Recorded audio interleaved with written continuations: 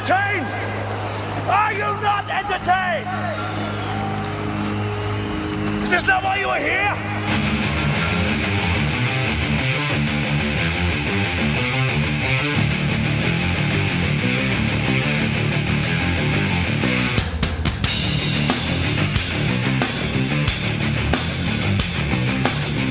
You know, every now and then, a drop of heavenly manna falls into my lap. I have to stop what I'm doing and address it. And apparently you guys want to see this too, so yes, we're going to talk about Ms. MS. Tomi Lahren and her list of demands for real men of genius coming up.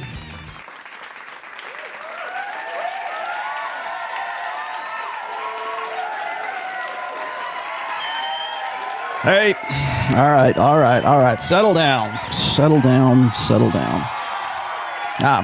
no, Ned's not in today. We're going to get serious today because, okay, we'll stop that right now. There we go. Time to get serious. It's going to get real serious. I'll tell you what's interesting. Yeah, it's time to pay the bills, gentlemen. I had thought that the Will Smith episode that I did when I was doing the breakdown of the Red Table Talk between Jada Pinkett Smith and Will Smith was going to be the highlight of this year with respect to like videos I've done and breakdowns and things. So maybe I'm proven wrong. I hope I'm proven wrong. This was good. I had this sent to me this morning. I don't remember who sent it to me, but I would like to shake your hand, sir, before handing this off to me.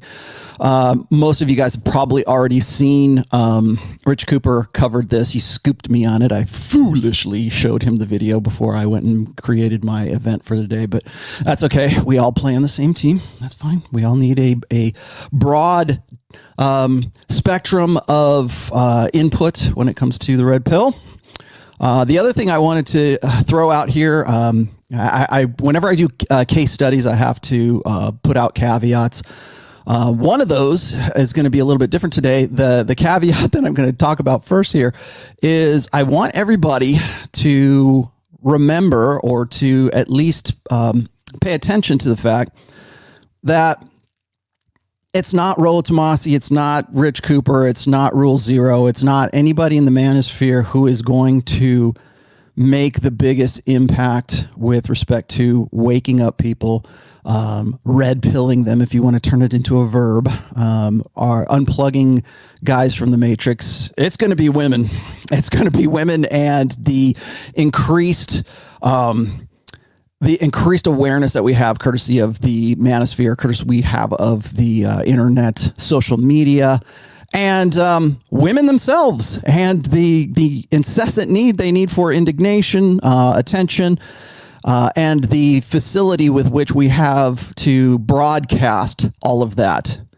I've often said that a lot of guys, particularly in the manosphere, happen to be in the right place at the right time, and they're starting to analyze all this. And I've said this as well, and I think even Turd Flinging Monkey has said this before, is like, if you take away everything, you take away the manosphere, you take away Twitter, you take away TikTok. If we're going to take away social media, you take away all red pill influence, you cancel us, you ditch you completely destroy the red pill subreddit on Reddit, whatever.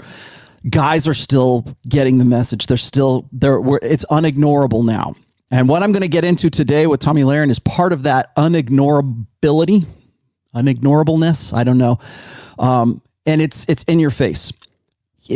I don't have to do, it's like all I have to do is commentary at this point, because so many guys are coming to me going, I didn't realize this was, we have a new generation of guys, right? I didn't realize all this was so true.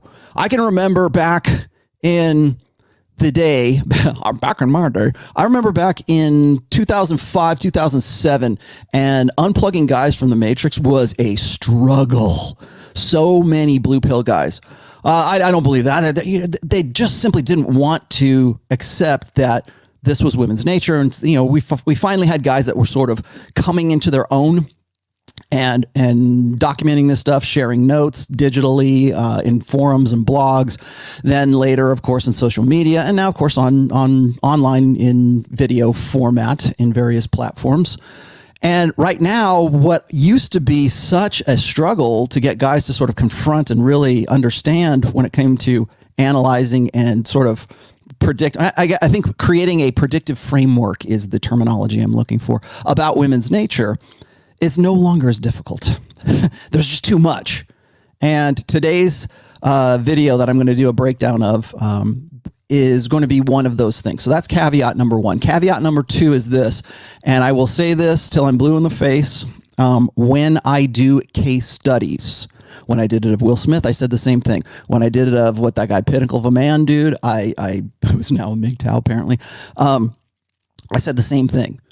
Whenever I am, or even Josh Fluke, when I was talking to Josh Fluke, it wasn't an attack on Josh. It wasn't an attack on Will Smith. It was an analysis of behavior. It was counter arguments to what was going on, but really it is sort of a case study. That's why I keep calling them case studies, and not a takedown video. This video is going to feel like a takedown video because a lot of people want that. This is red meat. Boy, do I understand red meat. So this is definitely red meat. Please, please indulge me of the red meat today, because there's a lot to unpack, and similar to how Will Smith and Jada Pinkett, their red table talk was a breakdown, similar to how that was packed full of red pill goodness. Today's video is also packed full of red pill goodness. So without further ado, I'm going to dig into Tomi Lahren's, I hope I'm saying her name right. I think I am. If you don't know who Tomi Lahren is, she's this cutesy little, she's now 27 years old. Actually, let me give you a little bit of background from her. Again, this is not an attack. This is me analyzing what she's talking about and allowing me to opine. No, I don't have her on the show today. I know maybe that tricked some of you guys. I don't actually have, it's not an interview or anything like that. In fact, you'll probably get more out of today's show than you would if I actually had her on here to talk to her. I'll be talking directly to Tomi today. So, Tomi, if you're watching, hi, greetings. My name is Rollo Tomassi. I'm the author of The Rational Male and the Rational Male series of books. But primarily, The Rational Male is probably the one you'll want to start with. And if you have any boyfriends or the men that you are complaining about in this video, you probably want to read that book too. It's right here. Well, let me see if I can point to it. Can I point to it? Yeah. Oh, other way. There. This way. There it is. That one. That's it. So that's me. We're going to talk about you today. And we're not going to just talk about you. We're going to talk about intersexual dynamics. We're going to talk about the sexual marketplace. We're going to talk about how things have changed quite a bit. And I got schooled myself a little bit over this weekend. And I'm big enough a man to admit that. That was on Rule Zero, which is another show that I do every Saturday at 11:30 a.m. We pass it around. It's going to be on Rich Cooper's show this Saturday. So there's your alert. Got it? Good. Okay, so there's a lot to unpack in this video. That's why I decided to go with this. I'm sorry, guys. I know I promised to read emails and do a Q&A. I will still do that. I will probably do that on Sunday's show. So please bear with me, because this was too good to pass up right now. So anyways, Tomi decided that she was going to do a video that she just put out on Facebook. And I'm not sure if this is a video server thing that Facebook is doing. I know Facebook has some, they have some challenger, or they've got some new, answer to TikTok once TikTok is either banned or goes away. I know Facebook is in the midst of creating a new video server type thing. I don't know that this is it, but this is where it was hosted. So it was hosted on her Facebook. I'm going to sort of go through it and give you the play-by-play. A lot of people like the case studies and they like the play-by-play. So we're gonna do that today primarily. Now, who is Tomi Lahren? Tomi Lahren is I would say a conservative pundit. Let's say. There's a lot of girls like her that are trying to sort of jockey for position. If I was to compare her to somebody, I would say she is a much younger version, or she's a much younger wannabe version of Ann Coulter. So if you're familiar with sort of this, like a lot of guys call them conservathoughts, right? Or they call them tradcon, red pill women, red pill women. Like for a while, even Candace Owens might have been called that. I don't know really where you would classify Candace Owens at this point, but you get the picture. Those are the circles that she runs in. She's blonde. She's good looking. I'm not going to say on the Tomassi scale, I would put her at about an 8, maybe 8.5. But she's not a bad looking girl. Okay, 27 years old. That's going to be important. Remember that 27 years old. And back in, let's see, as of, I think it was February or maybe it was April, I'm not really sure. And I've got the data here, but she was engaged to be married as of last June. Now, as of February, that has been called off. Also probably going to be important. This is just the background. This is just the buildup for this, so we know where we're at. Now, remember, she's 27 years old. So is she technically in the epiphany phase? Maybe, but I usually peg the epiphany phase at 29 to 31 years old. The epiphany phase is the time at which women decide that they want to sort of cash out of the sexual marketplace, because usually that's the time at which women are sort of acknowledging, maybe cognitively, or have some sort of subconscious acknowledgement that she can no longer or will no longer be able to compete at the same level that she used to when she was at her sexual market value peak, which I've always said is between 22 and 24. So she's just past that. It's not necessarily, she certainly hasn't hit the wall. Let's just say that. Physically, she hasn't hit the wall. And remember, the wall is not about physicality so much as it is mentality. So I have guys that will tell me, or they'll ask me, they'll say, well, can a woman go into the epiphany phase earlier or later? Can she hit the epiphany phase when she gets to be like in her mid 30s? Or yeah, absolutely. A lot of women can go through 2 epiphany phases, and usually do in Western societies in the way we have sort of restructured the sexual marketplace in a global sense.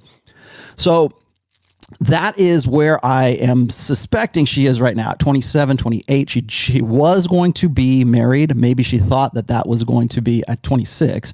She thought that was going to be sort of the summation or the finality, I guess, of marriage, right? And you create a family, and, whatever tradcon women decide is appropriate for themselves. But again, there's a lot going on. I wanted to sort of give you a little bit of background on her. I'll be reading a little bit from her history. Also, guys, if you're going to give me a very, very important for today's show, if you're going to give me super chats, if they are on top of the if they're on topic. And I see them on top, I might get to them, but for the most part, I'm going to hold. I've got Sam Bada recording all super chats for me. I will get to them at the end of this show, but I don't want to break flow. I'm sorry, but I just simply don't want to break flow. So if you want to get my attention with the super chat, that's fine. You might want to save it for sort of mid show. For this particular show, or for this breakdown, I'm probably going to go for at least 2 hours. So there's your heads up. I'm not even going to fake it this time. So without further ado, we're going to dig into the Tomi Lahren thing, and gosh, this is going to get interesting. Let's see, where did it go? And I think this is it, right? There we go. Can you see our good friend Tomi? Yes, I think you can. Cool. There we go. Okay, very good. Thank you. I use StreamYard, just so you guys know. There you go. Throw that one out there. And now we get started with Tomi Lahren. Do final thoughts, and I do Instagram lives, and I do rants about politics. There's plenty to talk about in politics right now. Do it every day. It's a great time. But something, as of recently, has been on my mind. And I consider myself a teacher, a helper, someone who could possibly inspire people to be better. So with that being said, this is a PSA for all the men out there and all the boys who think they're men, but they're actually boys. This is going to be the summer of canceling boys. Now, from my own personal experiences and the experiences of all of my friends, which range in age from 24 to 36. All right, that's the first part that's important right there. So all of her friends are between the ages of 24 and 36. You guys remember? Okay, so again, I'm not going to be facetious here. 24 and 36. Let's just say between the ages of 29 and 31, is usually the epiphany phase. Let's do a little bit of let's just do a little bit of stats here really quickly. Statistically speaking, women, the average age of first marriage for women is about 28.7, I believe is what it is. That's what I was doing my homework for book 4 for the marriage section of it. And these are stats from the Census Bureau, the U.S. Census Bureau. And for men, it's 29.7. So she's really kind of ahead of the game if, in fact, that's what she was all about, right? If it's all about marriage, if it's all about finding the right guy. So this is no longer about dating here. This isn't go out and have fun. This isn't Sandbergian hypergamy, where it's like, go out and have your fun, girls. Go date the bad boys. Go date the guys who are bad for you, the commitment phobic boys, the fun boys, yada, yada, yada, the hot guy in the foam cannon party. Don't worry. When you get to be about 30 years old, you'll find a guy waiting for you who wants to be an equal partner. This is all, like, I'm paraphrasing this from Sheryl Sandberg's book, Lean In. Okay. This is not that. This is her wanting to find a way to sort of exit the sexual marketplace. And maybe she feels this way because of a religious conviction or personal conviction. I don't know what it is, but there's a lot to unpack here. But I wanted to point this out from the very beginning, because when she talks about her friends being 24 to 36 years old, statistically, if you go by the stats that Forbes and Morgan Stanley are using right now for their she-economy, their site, actually it's now a site, it's called the she-economy, the rise of the she-economy. Women between the ages of, say, 20 and something like 40 or somewhere around there, I can't remember the exact demographic age, but by 2030, it will be something like 52 or 55% of women will be single, childless, and unmarried by the time they get to about 35 or 40 years old, I think is what was the demographic. I'll give you the stats for that here in just a second.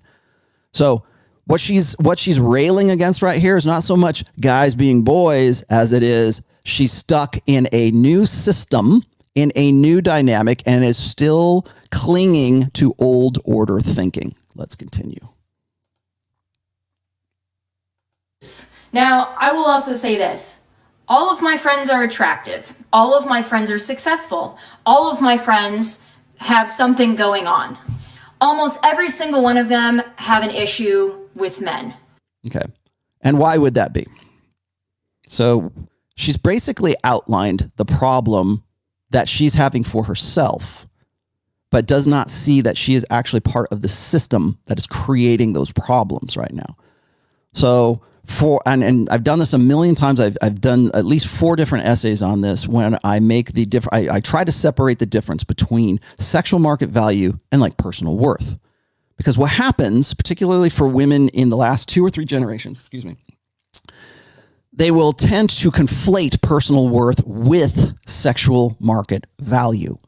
So if a girl's hot, and like I said, she's an attractive girl, so she has high sexual market value, but she also has a very almost overinflated sense of ego. And maybe that's simply because she's, very popular. She's E-famous. She's also, semi-famous, I guess, from, being on Fox News and all this other good stuff.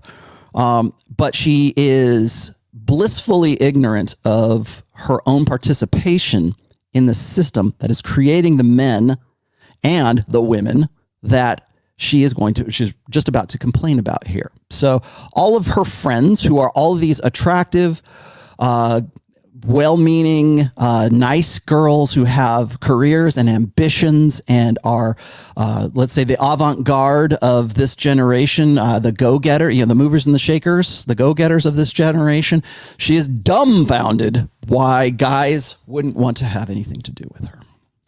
And you have to start looking at that and thinking, if an age range of that many people, including myself, living really all over the country and being blonde, brunette, short hair, long hair, tan, super white, super pale, these women range in every body type and everything. Okay, so are they all attractive? Or are they all different body types and different weights? Let's be honest here. This is what a woman says when she dances around the issue that not all of her girlfriends are as attractive as she. In fact, this is what pretty girls say. This is what mean pretty girls say. Well, we're all special in our own way, girls. We're all pretty. We're all attractive. And if you're not physically attractive, well, then you got to make up. It's impossible not to make up for it with your ambition and your drive and all of the things that you would find, ladies, attractive, all those characteristics that you would find attractive in a man. What does she just list? She just listed ambition, and maybe they're all different body types, right? Think of it this way. What she's addressing here, what she's trying to build up here is a case for all these girls agree with me. All these girls have a problem with you, and I'm trying to explain to you why they have a problem with you. Now, later on, of course, it just ends up in a diatribe. But as it stands right now, she's trying to build up the case that the women that she knows, including herself, are all quality women for various different reasons and very subjective different reasons. So it's not about objectivity when it comes to attraction. It's not about objectivity when it comes to success or ambition. It's all subjective to whoever that individual woman is. So this is the qualification section here. I wanted to draw attention to this qualification because the qualifications that she's imposed, that she's saying makes for a good, high quality woman or for a woman who deserves a good man are the same characteristics that women would find attractive in men. This is important because I've said this before. I did a full episode on the myth of the alpha female. She thinks that she is an alpha female. She thinks her friends are all alpha females. They are not alpha females. There is no such thing as an alpha female. Well, there is, but it's not the way that she's thinking about. When we think of an alpha female, we think of women in terms of the go-getter, the CEO. She kicks butt and takes names. She's the alpha. She doesn't take any guff from anybody. She's pretty much an alpha male with female body parts. She's an alpha male with a vagina. That's what an alpha female is, at least in that sense, in the societal, in the gynocentric, in the feminist way of thinking.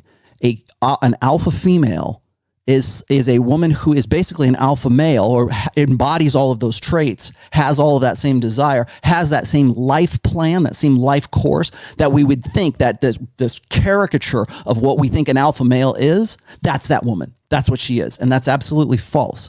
From an evolutionary perspective, an alpha female is the hottest girl you know. It is the girl, was it Renee Summerfield? Go Google her. That's an alpha female.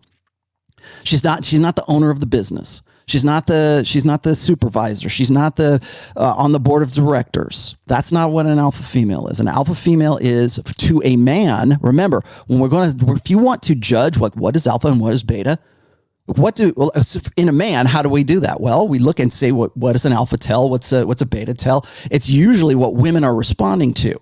Now, the thing here is, and you're going to find this out later on in this video, is that she believes that women's attractiveness and women's arousalness, or whatever you want to talk about, because there's two different, she's going to conflate attraction with arousal here.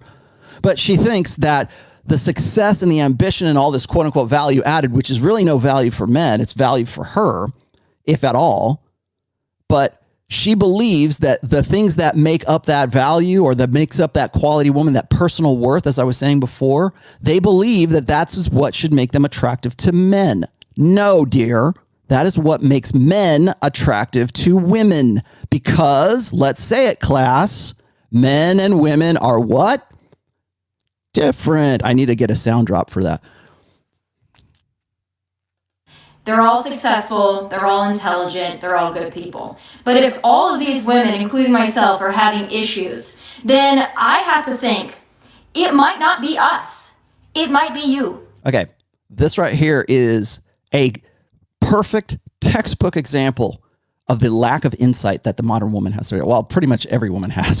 This is Solipsism 101, but it is a failure to look at themselves. It is a failure not only to look at themselves and look at what they are doing, what their qualities are, what is going on. It's also a failure to look at the system that they are in, to look at the global sexual marketplace that she is now a part of. And what the men in that sexual marketplace, in the global sexual marketplace, not just your local thing. She's going to talk about local sexual marketplaces here in just a second. But the first order of business is not to look inside. It is to look outside. That's solipsism right there. That is an excellent example of solipsism. I told you everything today on today's show is going to be just red pill, everything today. That is solipsism. Remember, it's not, oh, well, we thought about all this stuff and we thought maybe it was us, but now we think maybe it's you. It wasn't that. That was the default. The default is it must be guys. It must be something wrong with guys. Now, am I saying that she's necessarily wrong? No, some of the stuff I'm going to agree with, but right there is the process. And it happens in a split second. It might be men. It might be men. Now, I've often talked about the pussification of America and how men are no longer men. I talk to my mom about this a lot, and she says, well, maybe it's just the guys in Texas. Maybe it's just the guys in Los Angeles. Maybe it's just the guys. It is not just the guys in Los Angeles, Nashville, Dallas, and they're not any better in the Midwest. Quite frankly, I think they're trash all over this country. Well, there you go. Okay, so men are trash all over this country. Keep that one. Write that in your notes, class. Okay, but just to clarify things here a little bit. What's she saying? Texas, Los Angeles. She's in Nashville right now. She was in L.A. I know that. And so what is she doing? What is she doing? She is describing or trying to define local sexual marketplaces. Sorry, Tomi. I'm sorry, Tomi. You are in a global sexual marketplace now. It is not Texas. It is not this location. It's not that location. Men have access to Instagram. Men have access to the same social media that you do. In fact, I would, we're going to find out here in just a moment how her ex-fiance introduced himself to her. As a matter of fact, it was through a DM, right? It wasn't in the same city. So it has nothing to do with location, with locale. In the age range of about 20 to I think about 55, maybe even 60. A lot of men are trashed. A lot of men don't know how to treat women. A lot of men don't know how to really, quite frankly, pull their heads out of the sand and pay attention. So I am going to help you. That sounds like a woman who wants guys to just get it. And these are some of the things that I've experienced, and these are some of the things my friends have experienced. I'm just going to lay a few things out. They haven't all happened to me. Some of them have just happened to my friends. A lot of them have happened to me. Okay. So the first thing, and I've made notes, by the way. I've made notes. This is how invested I am in this, because I've been thinking about this for about 2 weeks solid now. First question for men. If you like a girl, if you're even somewhat interested in a girl, you need to ask yourself this question. Are you single? No, I don't mean are you kind of single, seeing 5 people, dating somebody, still kind of in a relationship, kind of broken up, kind of on again, off again, kind of married, kind of divorced. Are you actually single? Kind of like most women today. Kind of like women on social media today. Kind of like pretty much every girl I see that Rich throws at me, or John from MLD or whatever. Whenever I see a Tinder profile, it's, I have a husband, but he's cool with me looking for another guy. You kind of like that? Is that how it works? Because all she's really describing here, the frustration she's describing here about guys being single or not being single, really is an adaptation to the sexual marketplace that women have already created, that women have already put together. So when it comes to, well, are you really single? Or are you really not single? No woman that tells you that she is single is actually single. Even the women who are married are not single, especially if they're on Instagram, especially if they have Instagram husbands or they have Instagram boyfriends. Women are always, particularly in the age of social media, in the age of ego, are always advertising. They are always looking for something outside of whatever it is that they're inside of. And women will fight me tooth and nail about that. They'll say, well, I just want to look cute and I want to put pictures on Instagram. Why? Okay, fine. Why do you want to do that? Why do you feel that you need to do that? Why do you feel the need to look at the camera like you want to bang the guy who's taking the picture of it or is viewing the picture while your boyfriend or your fiance is smooching you on the side? And we're going to look at some real interesting we're going to look at some fiance pictures here in a little bit. But she's bemoaning the death of chivalry, right? Death of this old order way of dating. All of the stuff that she's talking about, well, men should be single. They should be upfront. right? I 100% agree. You should be upfront. You should be entirely honest with the chick. You should be, above board. That doesn't have anything to do with necessarily, manipulation or game or anything like that. Yeah, you should be. Good. Okay. But the fact of the matter is like, if that's what you're asking for, if you think that your 24 to 36-year-old girlfriends who represent all of womanhood are in the same boat as you are they playing that game too?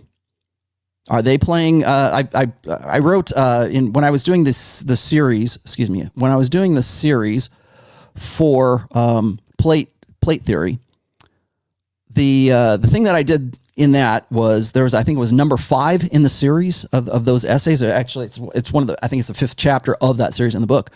It's called Plate Theory Ladies Game, and that's where I dug into how women are natural plate theorists or plate spinners. That is ladies' game. That's one of the reasons why a lot of guys, when I start talking about game or I start talking about like indirect game, like we were talking about before, if I start talking about understanding women and then, understanding sort of how to get into seduction and those kinds of things, a lot of people think, well, that's men not being genuine or honest with women, and they need to be honest. They need to be upfront. They need to mean what they say and say what they mean. That's men's communication style, right? But that's not expected from women. That's never expected from women. And I wrote about this in that in a ladies' game, is that women, when they that's why we call it the female prerogative, right? A woman has the right to change her mind. When it comes to consent, it's the woman who's primary. If you're standing in court, it's her consent that makes you a rapist or does not make you a rapist. It's what she thinks. It's always this qualification. And if you haven't picked up on that already, that's where this entire video is. Men need to qualify to me. I'm the queen. Was it yield to the princess? That's what this, if I was going to name this video, if I'm going to rename a subtitle of this video, it would be yield to the princess, because that's pretty much what this is. And so we've already seen an example of solipsism in this. We're going to see a real huge example of hubris in this in just a moment. But for right now, what she's talking about, this is her first little thing on her little, steno pad or whatever. This is the first thing. It's like, you got to be single. Okay. Well, that's not how we do it anymore. That's how we did. Again, she's not only is she suffering from her, this aggrandized sense of ego, this aggrandized sense of solipsism. She's also suffering from old order thinking. Like, this is what men have to do this. If you want me, here's how. Like, this whole video is basically a dating profile for her. How to get with me. That's what at the end of this. That's pretty much what she's going to say. How to get with me. People want to know how I date you. Oh, they do they? They do, Tommy?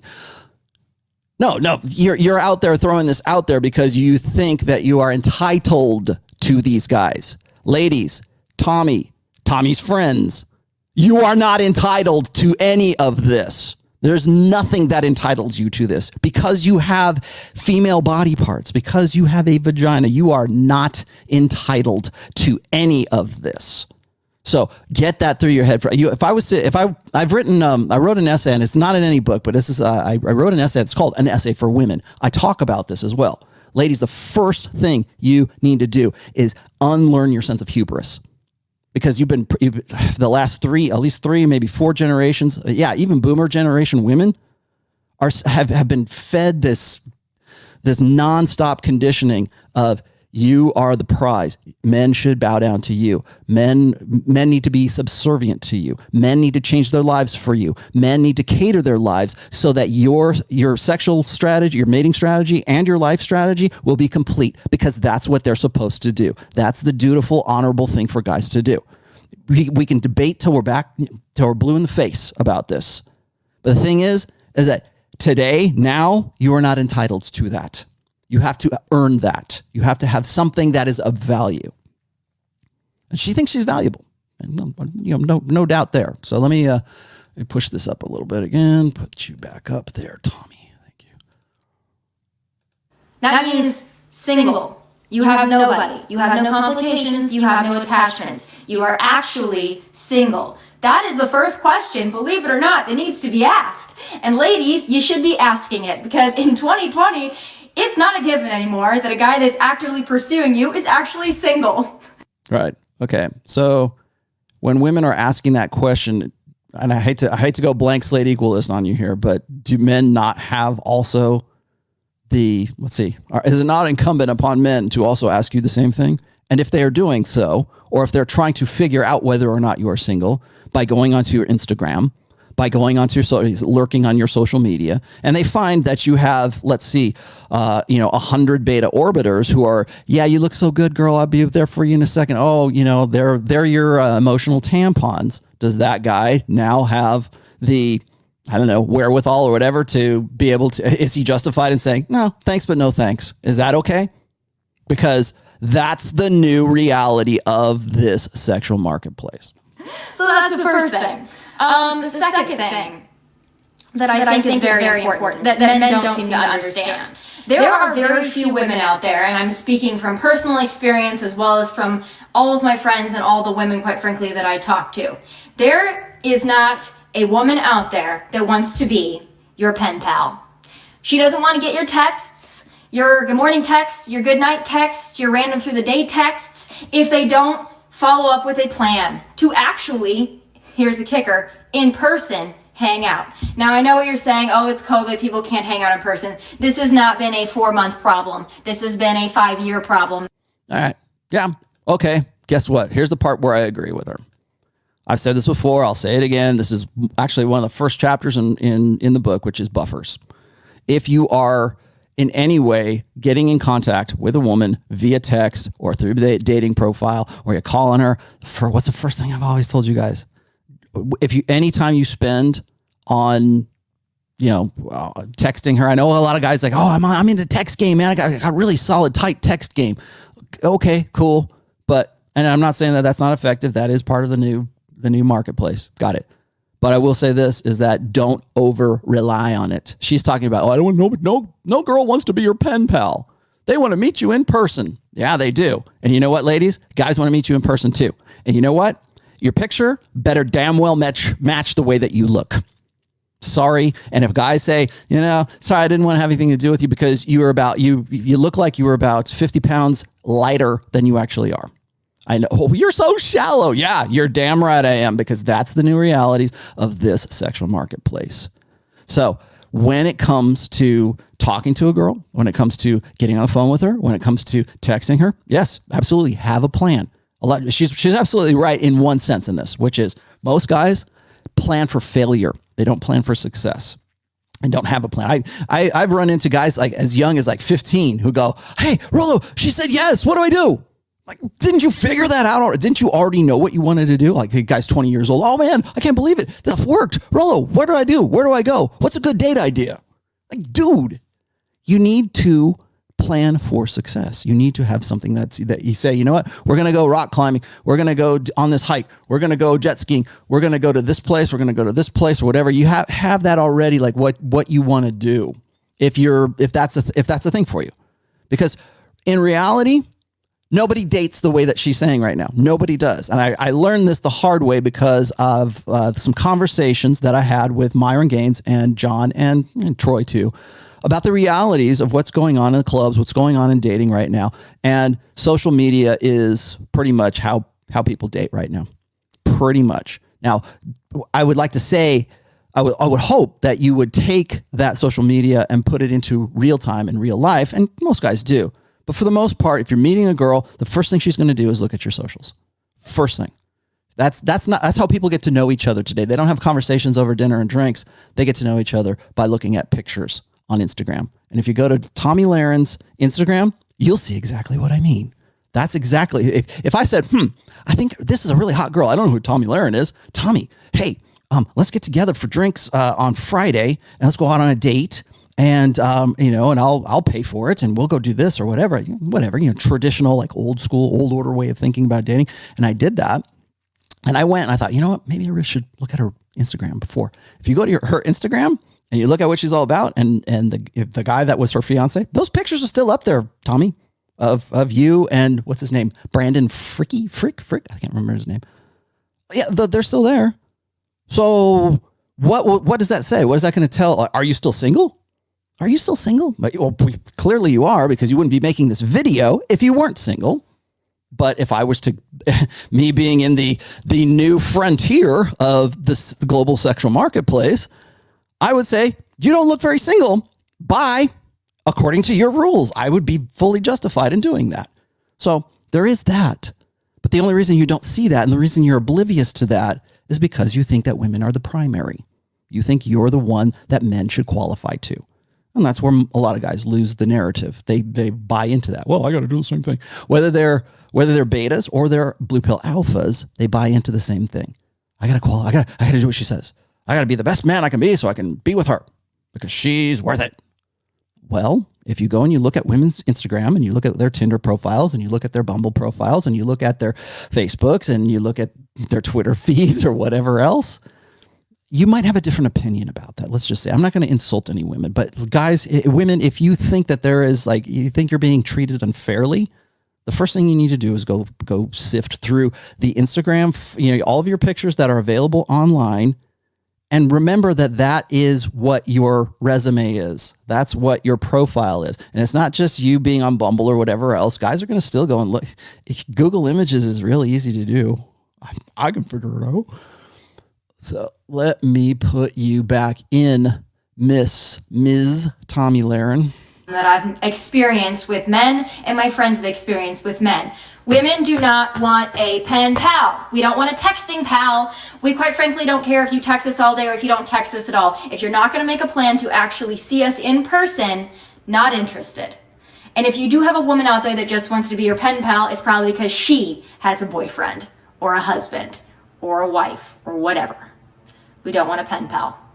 But that also leads me to my second point. This is going to be backwards for you guys. Make plans. Make a plan.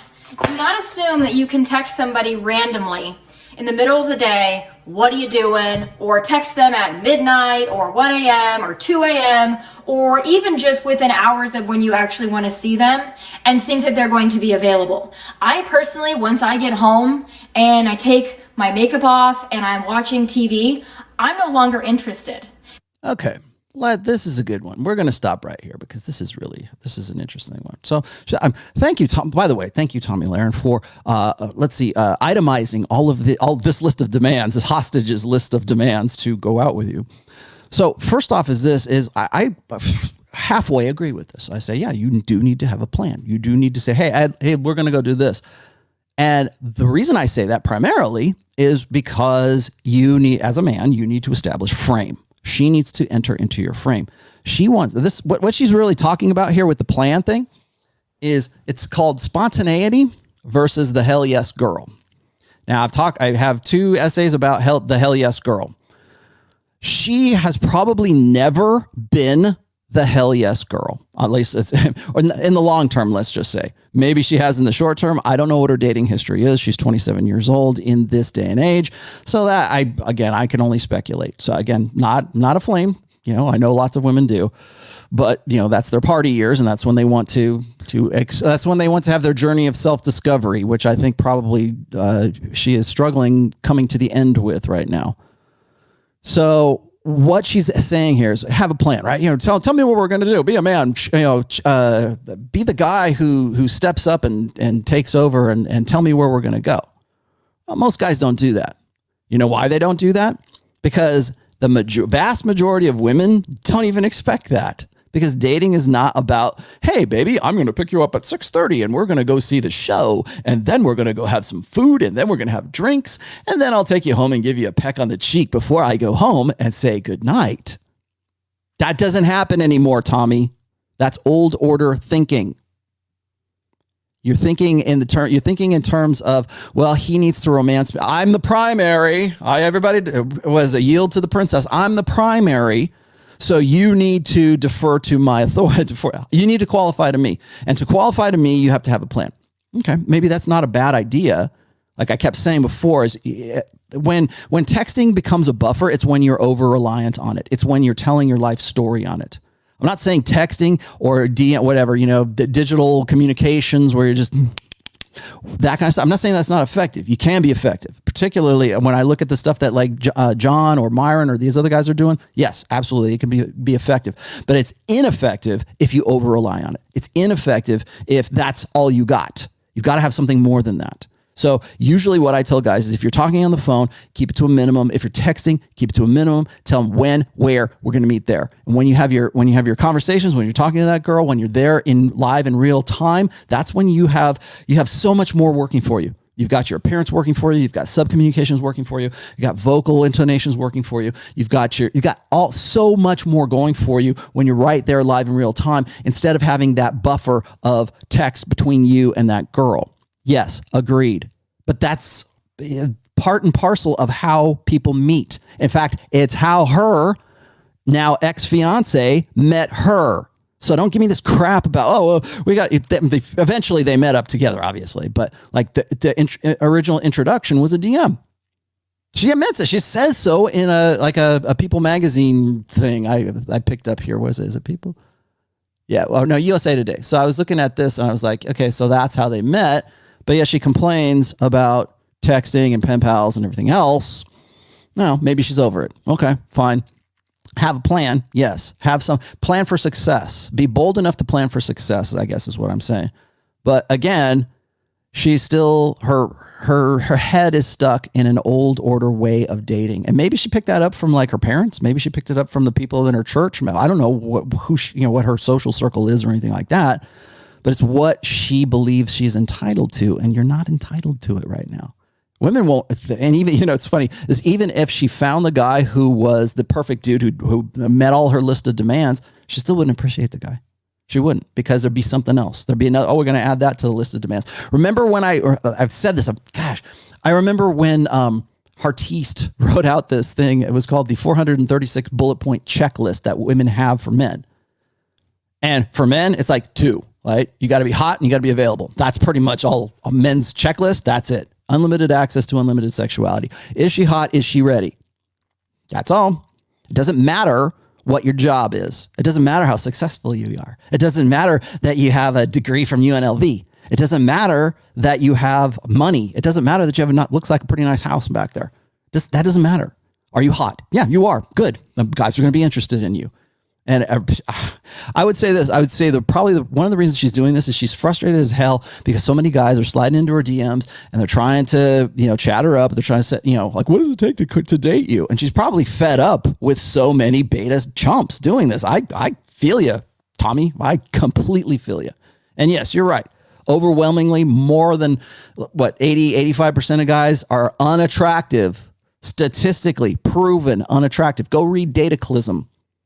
Go look at the stats in Dataclism. Yes, women rate 80 to 85% of men as unattractive. Not average, unattractive. That's what they rate them. So when you have imbalances like that, you don't get to demand things. Not anymore. So it's like, what? Remember how, you want to know why? She's probably going to experience this too. Once she gets to her, once the epiphany phase starts in earnest, I think this is probably sort of a panic phase for her. But once she's really into the epiphany phase and things like start to priorities change for what's going to optimize hypergamy for her, once she gets into that phase, I don't think she's probably not going to regret this because she's still too full of herself to regret it. But I think she's going to understand the necessity for settling. And how she's gonna just chomp at the bit like most women do today, that they might actually have to settle for somebody who doesn't mark off all of those things on the list that she's got there. And by the way, she's got 6 different things on that list.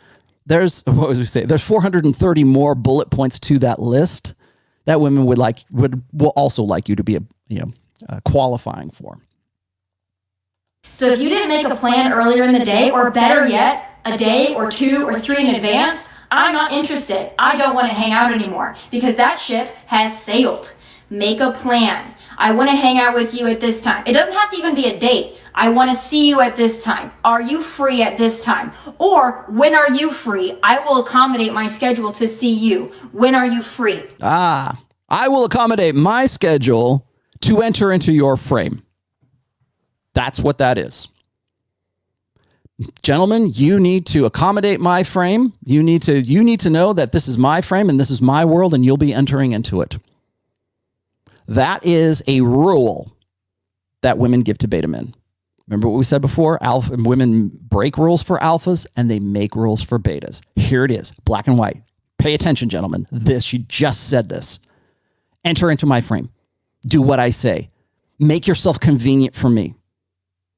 Women who are dealing with beta males, blue pill conditioned, pussified, like she said, not my words, her words. As she said, those guys get rules. Is a woman making rules for you? If the answer is yes, she sees you as beta. Simple as that. It's very, very easy.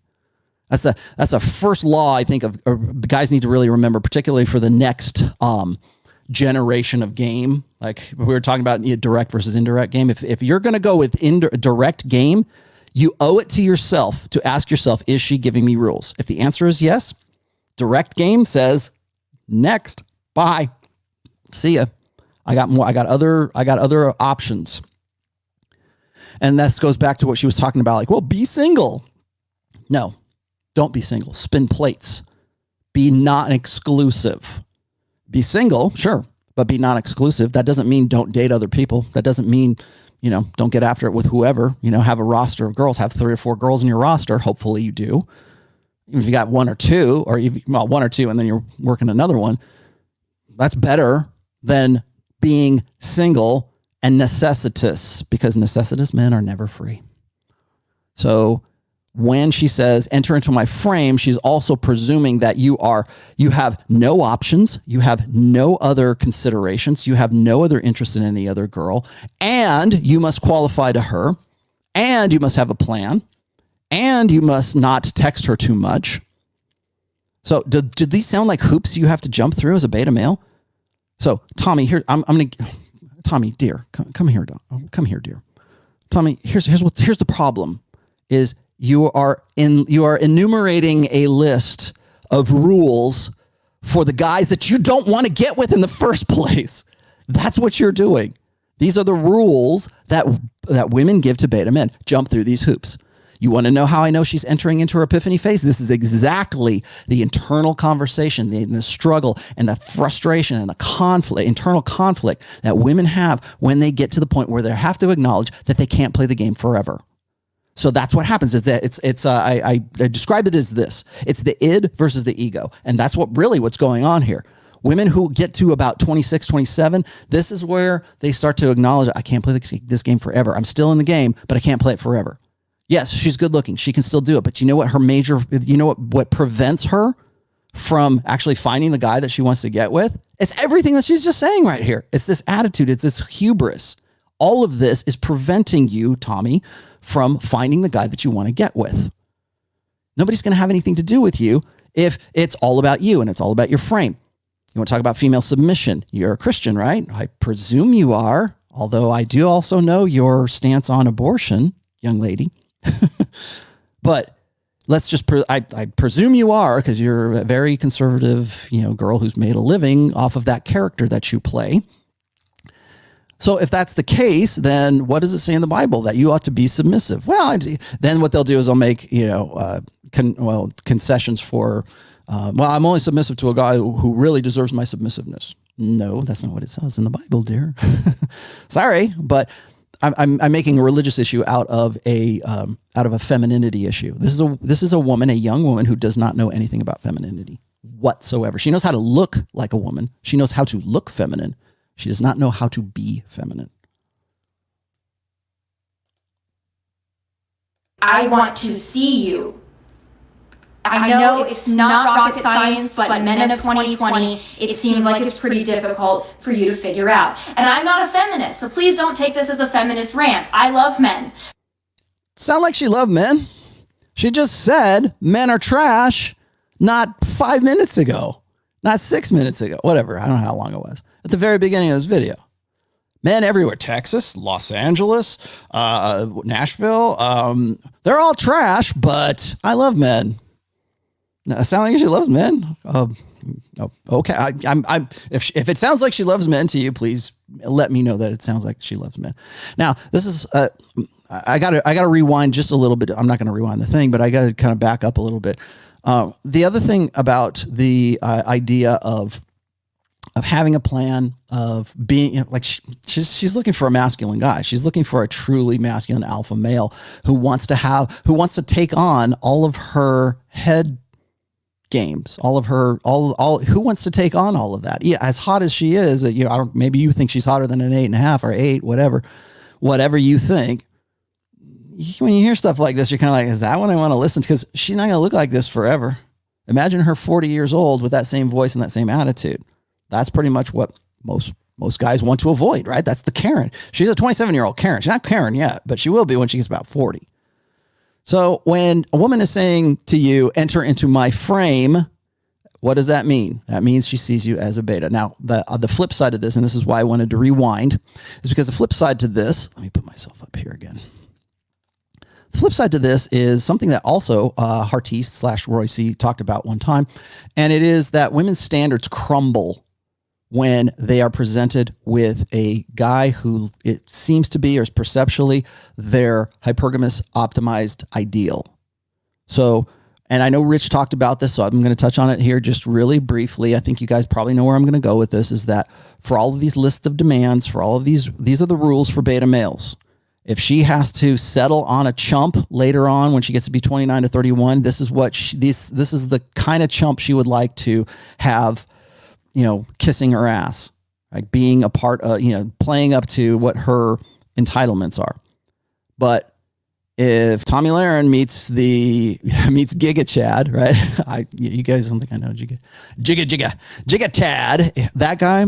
If she meets the hot guy in the foam cannon party in Cancun, which she probably has in the past, but if she meets that guy, guess what? That guy texts at 1 a.m. She's there at 1:20 a.m. She said, hey, come down to the club. Poof, she's right there. If that guy is high enough value, if that guy is Giga Chad, if that guy is her hypergamous ideal. Now, remember, hypergamy has two sides to it, but primarily in this case, because she is a woman of the 21st century, and she's clearly got her own place. Makes her own. I make my own damn money. She makes her own money. She has no need. What's funny about this whole thing is she is petitioning and making this list for guys who would step up and be man up to be the guy to date her and to sort of tame her. You got to do all these things to be on my good side. You have to do all of these things for me. You know what? The guy who's going to nail her to the bed doesn't do any of that. And she's more than willing to have sex with that guy and more than willing it's the hell yes girl, right? When you're the hell yes guy and she's the hell yes girl, it doesn't matter what time you text. It doesn't matter if your makeup is off, honey. Tell me, really. I mean, think about it. If you had access to the guy who was really hot, really fun, looks like maybe he might make a good dad for your like sexy son theory, right? It might make a good dad for your children. You're gonna do that. You're what, as Royce says, your standards will crumble, and you're going to talk about your standards here in just a second. Those standards are meaningless in a global sexual marketplace in 2020. Those standards are all based on old order thinking. And that old order thinking and those standards are geared or are created, or they're conceived with a beta male in mind. Not the guy you want to get with. Not the guy that trust me. If the right guy, if the hottest guy, the guy who had his things together, and the guy who really just rocked your world, he was the hell yes guy, and he texted you at 1 a.m., you would be there. If he texted you and you're like, oh, I had a hard day, I just took off all my makeup, I don't want to do anything, you would be there. If he was that high enough value, if he just gave you the tingles, like Royce Ovella said, that's not my words, but he gave you the tingles, you would be there. Your standards crumble.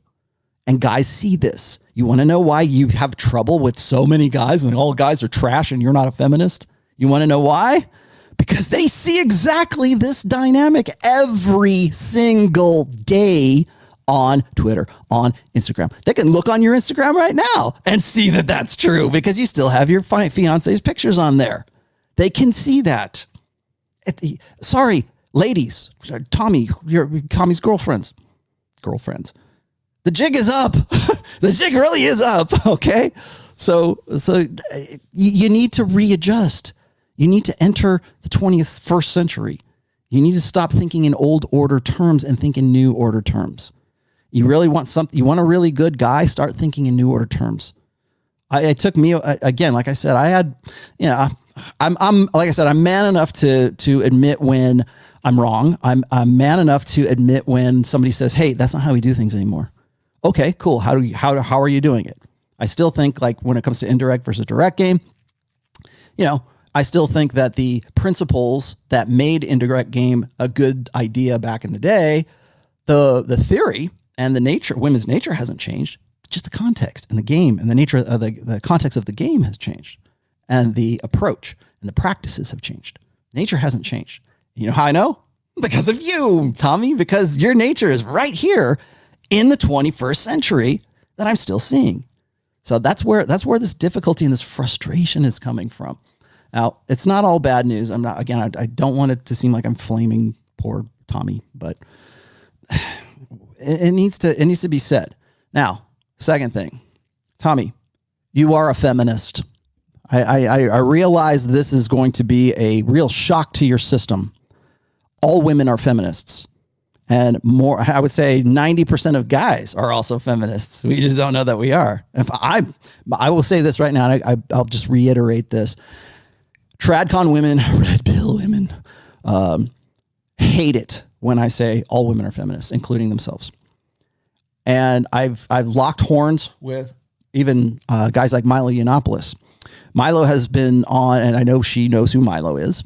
Milo, back in the day, this was back in like 2016, 2017, he was on his speaking tours, and part of his speaking tours was he was talking about how feminism is sort of, that's our commonality between me, and that's why I knew Milo like back in 2012, 2013. But he was talking about feminism, and then part of his stats and part of his standard talk was that, well, only 12% of women in the UK or the US or whatever identify as feminists. So it means that feminism is not as popular or as unpopular, and women hate it so much, and but it's overly represented in whatever. And I took him to, I held his feet to the fire. I said, no, dude. I said, all women are feminists. So to identify as feminist or not to identify as feminist in the 21st century is effectively meaningless. Because if you were born anytime after, like, say, 1965, 64, 65, whatever, if you were born anytime like just prior or after the sexual revolution, feminism has in some way affected the way that you think about intersexual dynamics, gender politics, gender in general, sexuality, dating, everything that you think of that you would probably take for granted. You don't realize that those ideas or the things that you think ought to be true or you think are things worth fighting for instance, what she's talking about, like she's been run up the flagpole for her opinions on abortion. Now, I've given my estimate of abortion. I think abortion from practical sense is the ultimate expression of hypergamy. Now, I'm not for or against it. I'm not taking a stand here. I'm just saying that that's the practical application of it. That's the latent purpose of abortion. But when a conservative Christian woman, presumptively, a conservative Christian woman says, I'm actually pro-choice, well, that's cognitive dissonance right there. Because what it is it's women, it's the sisterhood, it's the female imperative, the feminine imperative conflicting with religious / ideological what should be ideological convictions. So how can you say you're a conservative Christian and still be for abortion?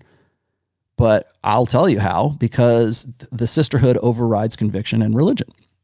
So there is that aspect of it as well.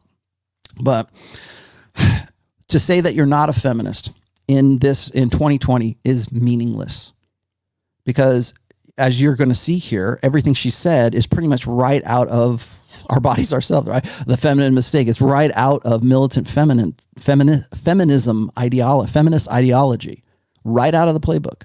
But she doesn't know it. She's completely oblivious to it because feminism has become so endemic, particularly in Western societies and Westernizing societies and societies that aren't Westernized, that are becoming more Westernized.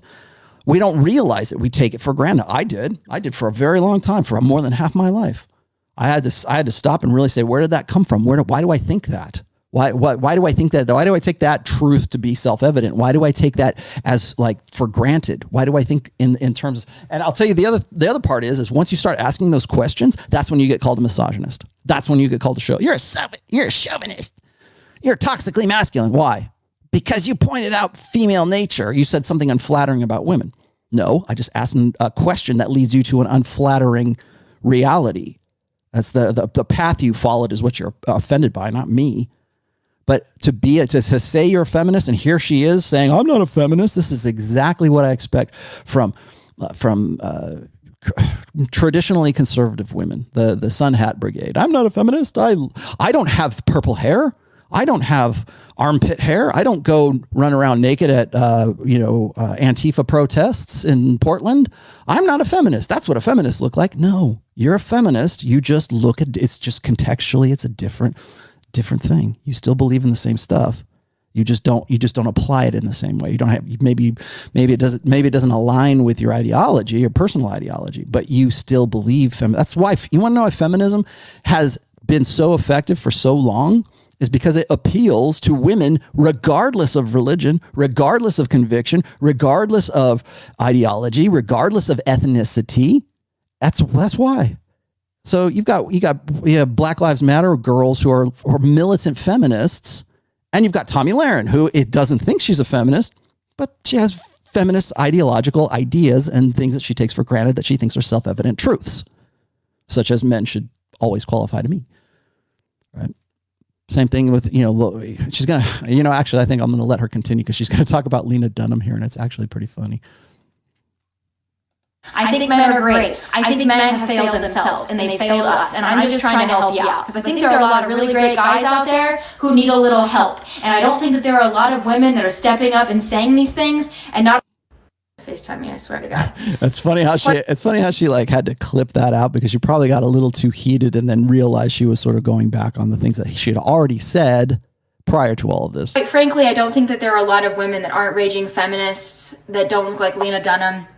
They're saying these things to you, so I'm going to go ahead and say them because they need to be said. I am really so sick of my friends having to deal with trash men. I am tired of dealing with trash men, so I'm going to help you out. Make plans. So let's go through these lists again because I know y'all love a list. Number 1, are you single? Number 2, make a plan. Nobody wants a pen pal. We want to actually see you. If not, don't text us because it's a waste of our time and we don't want to see it on our phones. Got it? All right. Next thing. Value. Okay? Value. Take that in. Just repeat it to yourself until it makes sense. Okay. If you want to date a girl that has nothing going on, then that's fine. But please do not mix in people like me and my friends who have something going on with your other girls that have nothing going.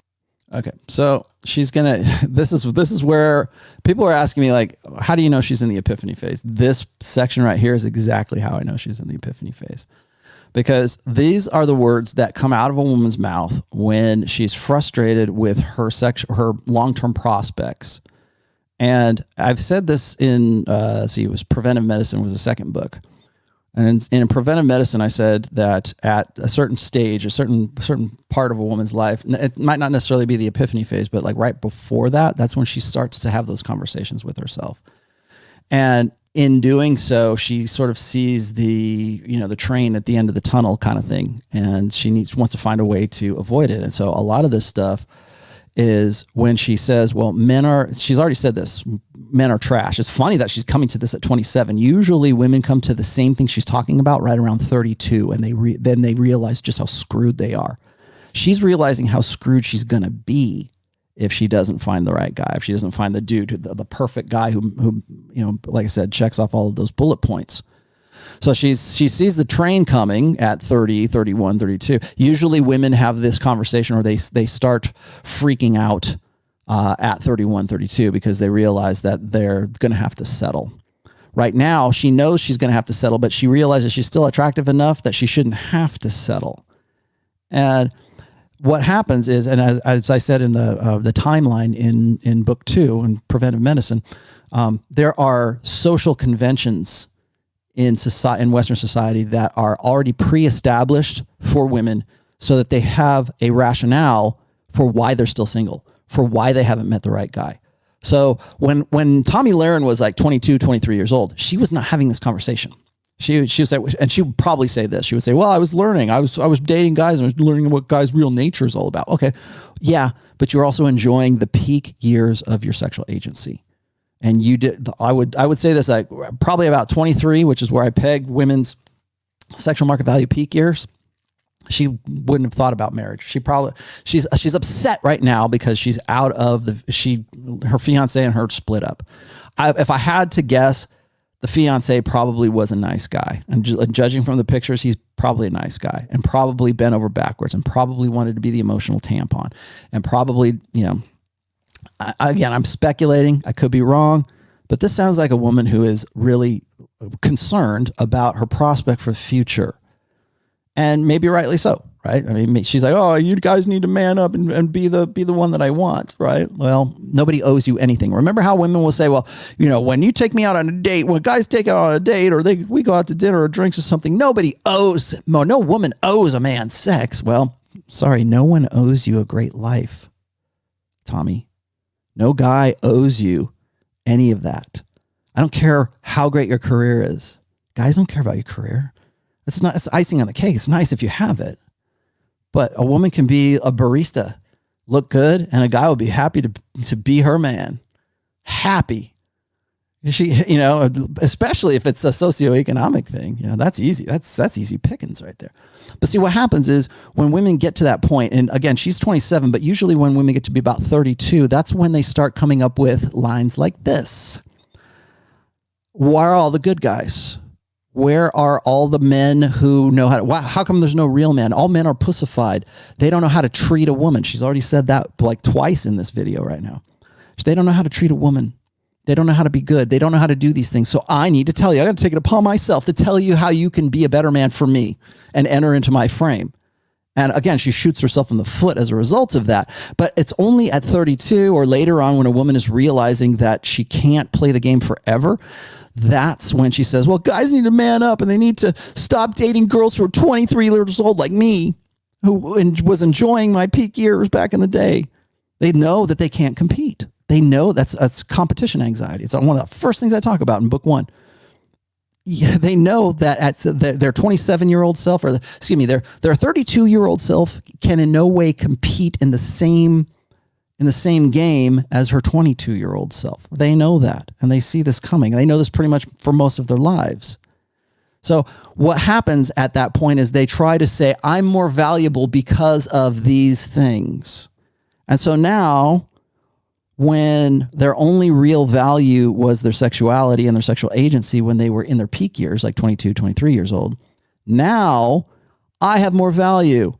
I have this, I have that, I have these great things. Now that I'm sort of on my decline, I should be more valuated.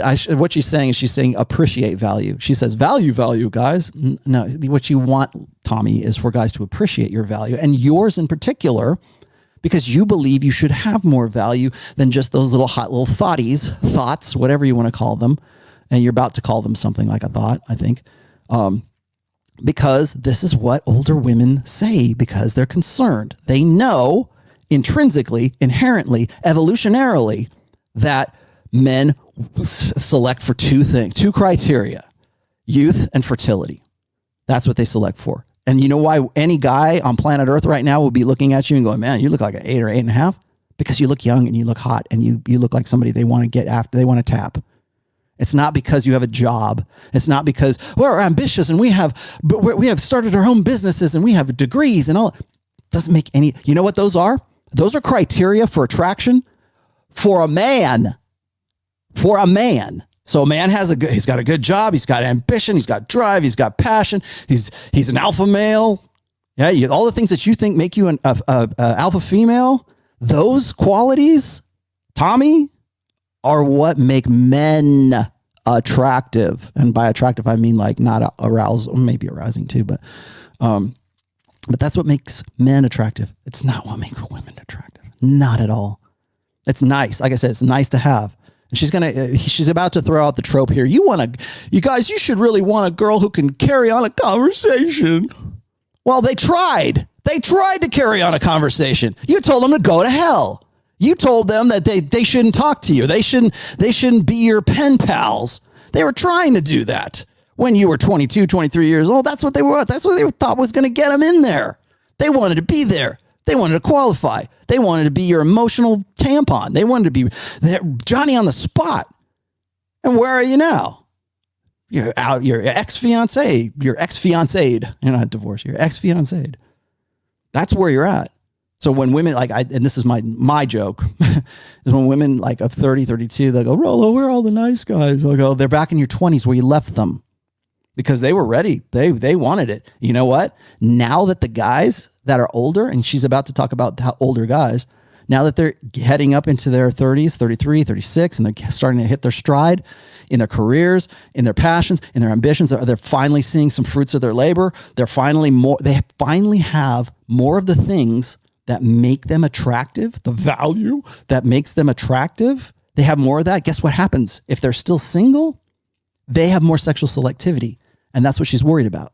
She's worried that she won't be selected. And that scares the living crap out of girls like this, particularly pretty ones, because they know that they have been relying on that for a very long time. So let's continue. She's about to talk about this. Now, see if you can spot how many social convention tropes you would expect to hear from a 32-year-old woman from her. On. And by nothing going on, I mean this. There is no job that is unimportant. There is no job that's not valuable or that's not worthy. It is. But if you want to mix in people like me and people like my friends who are go-getters, who work really hard, who make their own money, who are talented, skilled, ambitious, please don't mix us in with the Tatianas. We don't want to be there. If that's what you want, find them. Okay. This is exactly what I would expect to hear from a woman who's like 32, 33, who is past her epiphany phase, was not able to consolidate. Like, remember what I said before in the beginning of this show, I said the average age of marriage, average age of first marriage in the United States for men is 29.8.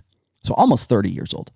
For women, it's 27.8 or 28.7. It's one of those two. I might be switching those out, but it's pretty late in life. Okay. Once you get past that, once women get past that, every year that they go past that, the chances of them, statistically, the chances of them becoming a spinster, becoming single, childless, never married, whatever. And none of the crap that she just mentioned right now is going to make any bit of difference.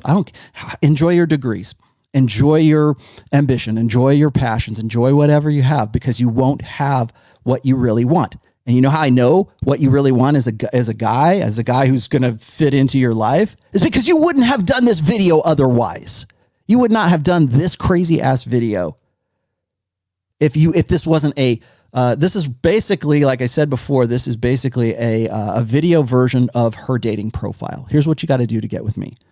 And this is exactly what I would expect from a woman who is post-epiphany phase, who did not consolidate on the guy that she probably could have, but she decided not to because she deserves better. Don't go with those guys. And this is also what I would expect from a 30-some-odd-year-old girl. You want a guy, you want a girl who has value. Well, what is that? Because all my life as a guy, if you're a guy of the last 2 or 3 generations, all your life, you've probably heard one thing. That women don't care about you. Women don't want anything to do with you. It doesn't matter what. I've said this in my essay about essay for women. My number one advice to women, and Tommy, you too, is to develop value added.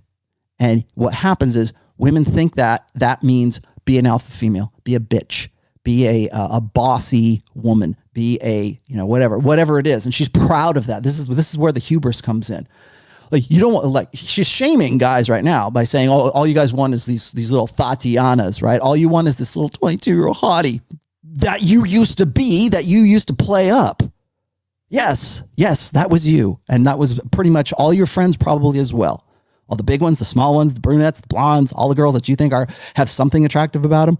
It's all about this subjective kind of amorphous value that you decided you have now that you see that the 22-year-olds are out competing you. And the older you get, the more the next crop of 22-year-olds are going to outcompete you. And for what? For the attention of the guys that you want to get with, but are not going to get with because you're making all these rules because you think that you're entitled to that. This is where entitlement smacks right in the forehead of most women. That's the entitlement section. This sounds like a very entitled young lady, to say the least. Please, for the love of God, do not mix us in with them because we don't want to be there. And quite frankly, we take it as an insult if we find out that you are also talking to 5 Tatianas who have nothing going on. People like me. Well, would that be the same as women having 60, 100 blue pill beta orbiters? Because that's pretty much the same thing. So if I was, I was very tempted to like break this video down and flip the script. So if I was to do it right here, I say, well, ladies, if you want to get with me, make sure that your Instagram doesn't have 100 guys hanging off of you, or you're showing me pictures of girls' night out in Vegas, or Lake Havasu and spring break, whatever it is. For me to say that, that's offensive. For me to say, ladies, you need to be more chaste. You need to not advertise your sexuality so much on Instagram. If I see all you have nothing but male friends in your DMs. If I see nothing, if I see on Instagram you have nothing but like beta male orbiters. Well, don't lump me in with those guys. I don't want to have anything to do with you because essentially those are your Tatianas. And my friends are going to be insulted by that. And there's almost really no coming back from it. So if you want that kind of girl, the kind of girl who's just kind of happy, going through the motions of life, not really super ambitious, hasn't really found herself yet, doesn't really have a whole lot going on other than she's pretty, please just go after them. And please. She basically described herself at 22. Please do not mix us in. We don't want to be there. I promise you. So value. There's a lot of women out there that I know that are my good friends who have amazing jobs, who work really hard, but who can't seem to find a decent guy, even if they go up in age 5 to 10 to 15 years, because those guys all want to be with 21-year-olds who have nothing going on. All right. So that's exactly what I was saying before. So she feels like, oh, well, gosh, I've got to look for a guy who's 5, 10, or 15 years older than me, and I still can't find a good guy because they want to get with the Tatianas, which is pretty much what I built my entire career off of. And she knows she has done that. One of the problems I have with the value added equation is women should be thinking about value added not when they're 27, but when they're 18, not when they're 33 and they're being cycled out of the sexual marketplace. But they need to talk about this, or they need to think about this when they're 23, 24, 25. That's when they needed to understand the concept of value added. Because as it is right now, when you go and you look at Instagram, when you look at OnlyFans, when you look at when you look at Twitch right now, when you look at we've called them cam whores before, when you look at women who have made money hand over fist by leveraging, those years. Like I was talking to, was it Sterling Cooper?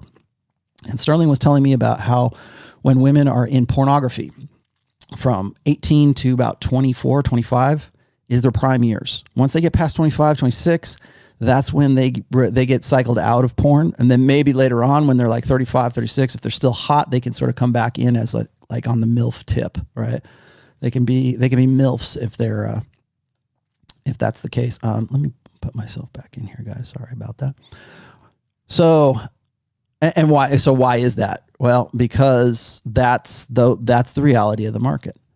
The reality of the sexual market is that men select for fertility and hotness. And the older you go, Tommy, the more guys are interested in that. If you find a single guy who's unmarried and he's 36 years old, he's not looking for you. In fact, I've had to encourage guys to look for women. Like people say, like guys will say this to me. They'll be like, Rollo, how do I, what should I do? I'm 36, 37.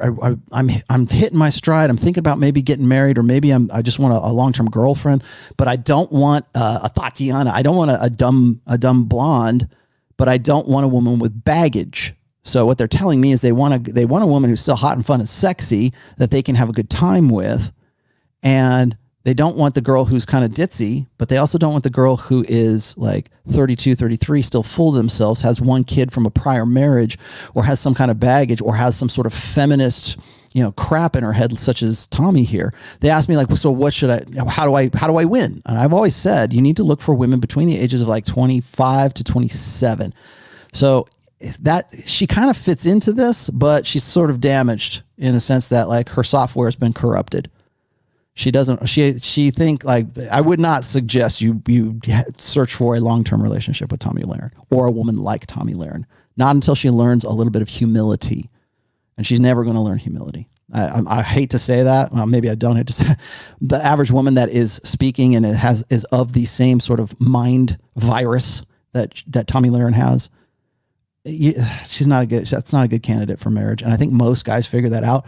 And I'll tell you the thing, the guys who she's gunning for, the guys who she thinks who could, if you follow these rules, then he'll be the perfect guy for me kind of thing. That guy doesn't want to have anything to do with you, Tomi. The guy who is 30 some odd year, 30, let's see. So you're 27. So the guy who's 37 right now, he's not looking for you. You can complain and bitch and moan and cry about how like, oh, you only want girls who are like 22 years old. Yeah, because now that guy, if he played his cards right and he maximizes potential to be the guy that you think would be ideal for you, if he did that, he ain't looking for you. He's looking for the 22-year-old. He's looking for the fun thing. Like and I don't understand this, but whenever I look at like a Tinder profile and it's a woman who is like anywhere between 29 and 31 years old, in her Tinder profile, it almost always says this: I had my fun, I learned my lesson, now I'm ready for something serious. So there's no fun for you. And you know what? If you went to jump through all the hoops that you had to jump through to get with Tomi Lahren, there ain't no fun for you neither. There's no fun for anybody. It's just working and responsibility and no authority. And so even if you're that guy, what do I get? What do I get, Tomi? Do I get a hot piece of ass? What do I get? What's the trade-off? Okay, I'm going to do everything you said. What's the payoff? That's the squeeze. What's the juice? I will guarantee you she can't answer that, because why are the guys looking for that? Well, because they can. They are where you were when you were 22. If they played their cards right and they maximize their potential at 36, 37, 38 years old, those guys, and they have all the qualifications, all the prerequisites that you're demanding right now, they had all of that. Why on earth would they want to get with you? Why? They don't want, because they have sexual selectivity, the same sexual selectivity that you had when you were 23, 22, 23, when you were a Tatiana. They have that now. They're the Tatiana. Like they can do whatever. Of course they want to get with those girls. They want to get to what they couldn't get to before, but you're expecting them to play your game. You're expecting them to think that the correct way to think is to fulfill your life plan and to fulfill your sexual strategy. That's why. And that's why you're upset. And that's why you're going to continue to be frustrated and upset after all of that. Okay.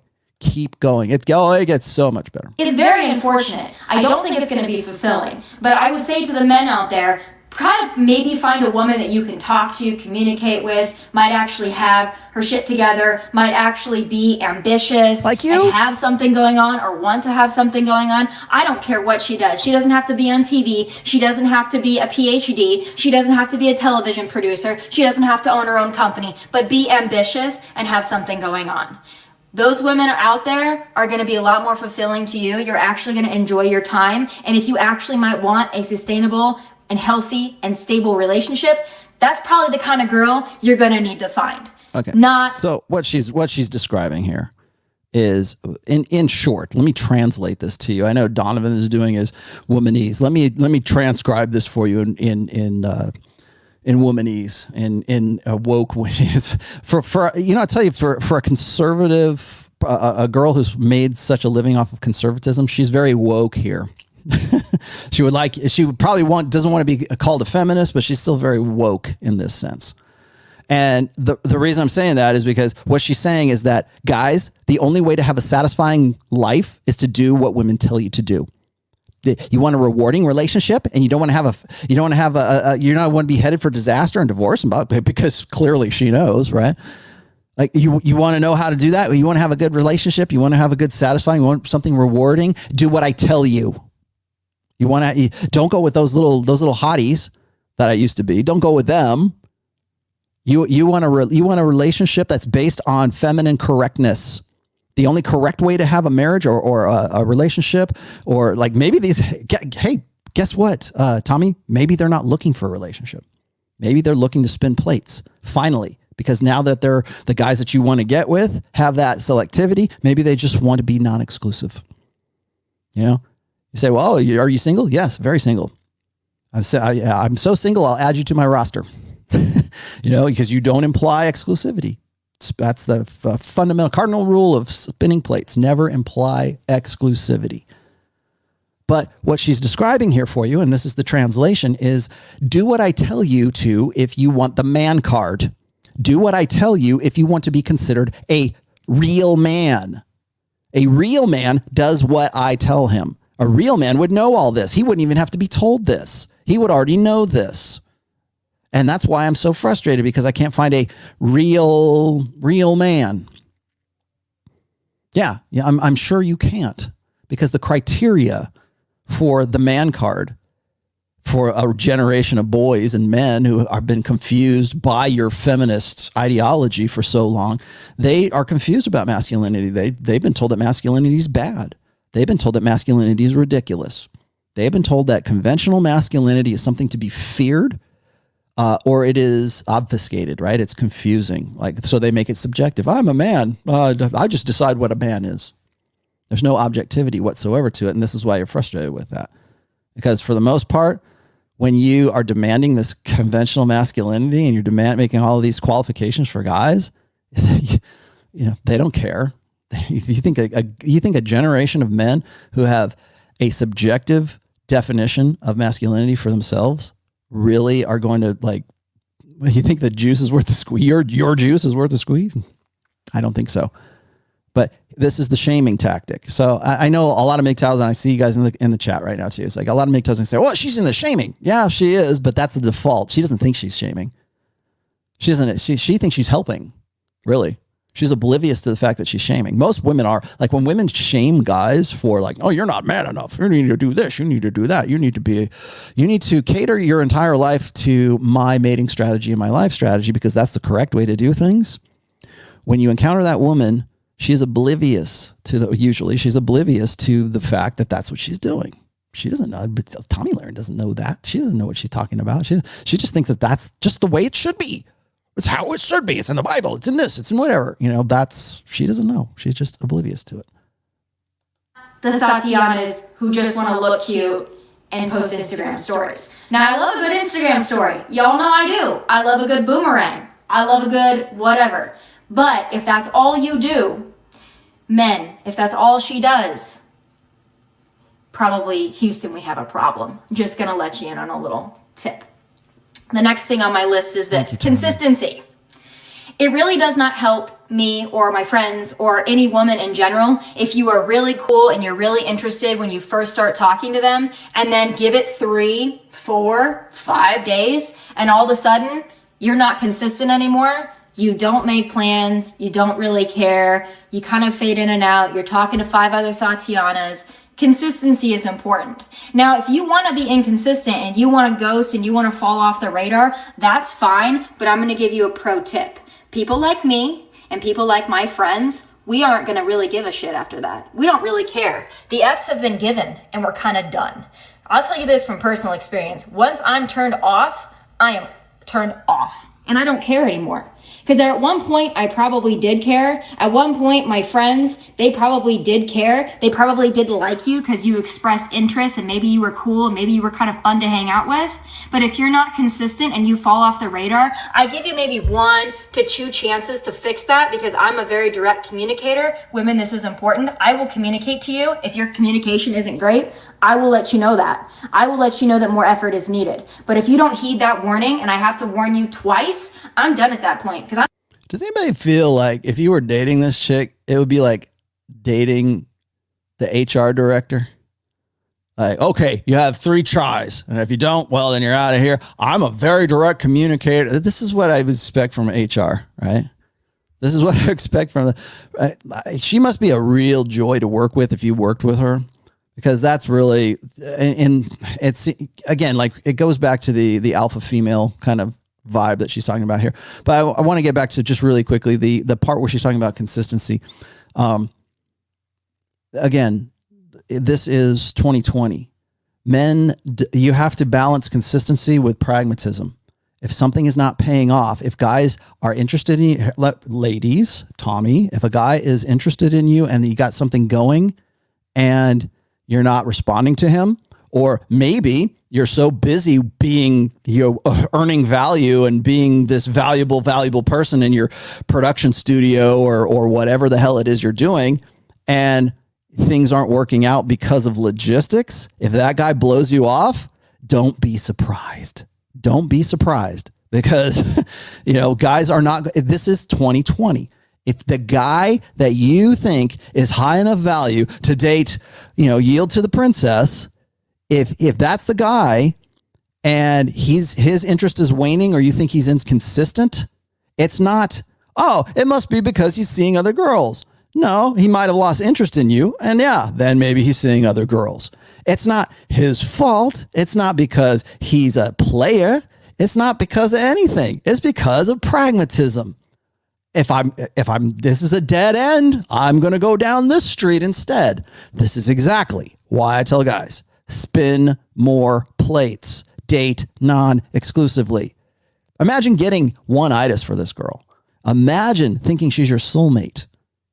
Because do you think that would be reciprocated for this? Like beta male guys, blue pill beta male guys, if you still believe in that crap, if you still believe in the soulmate, imagine you got hooked up. Imagine you caught feelings for Tomi Lahren. Yeah, you'd be in a world of hurt, because first of all, you probably spend the rest of your life trying to qualify to these crazy delusional, delusions of grandeur, like these delusions of entitlement. And you would probably live your life trying to qualify for the rest of your life for this girl. Unless the guy, as it stands right now, unless she learns some kind of humility, Tomi, you need to learn humility. If a woman doesn't learn humility, she's never going to make progress. You're never going to get a woman who is humility requires insight. And I don't think she has that insight right now. She has insight in the sense that she realizes that her time is growing short, but that insight has not led to anything that even resembles humility right now. For a woman to submit to a man, first of all, that guy has to be the hell yes guy. And if that guy is the hell yes guy, guess what? He's not going to be the guy that you're making rules for in the first place.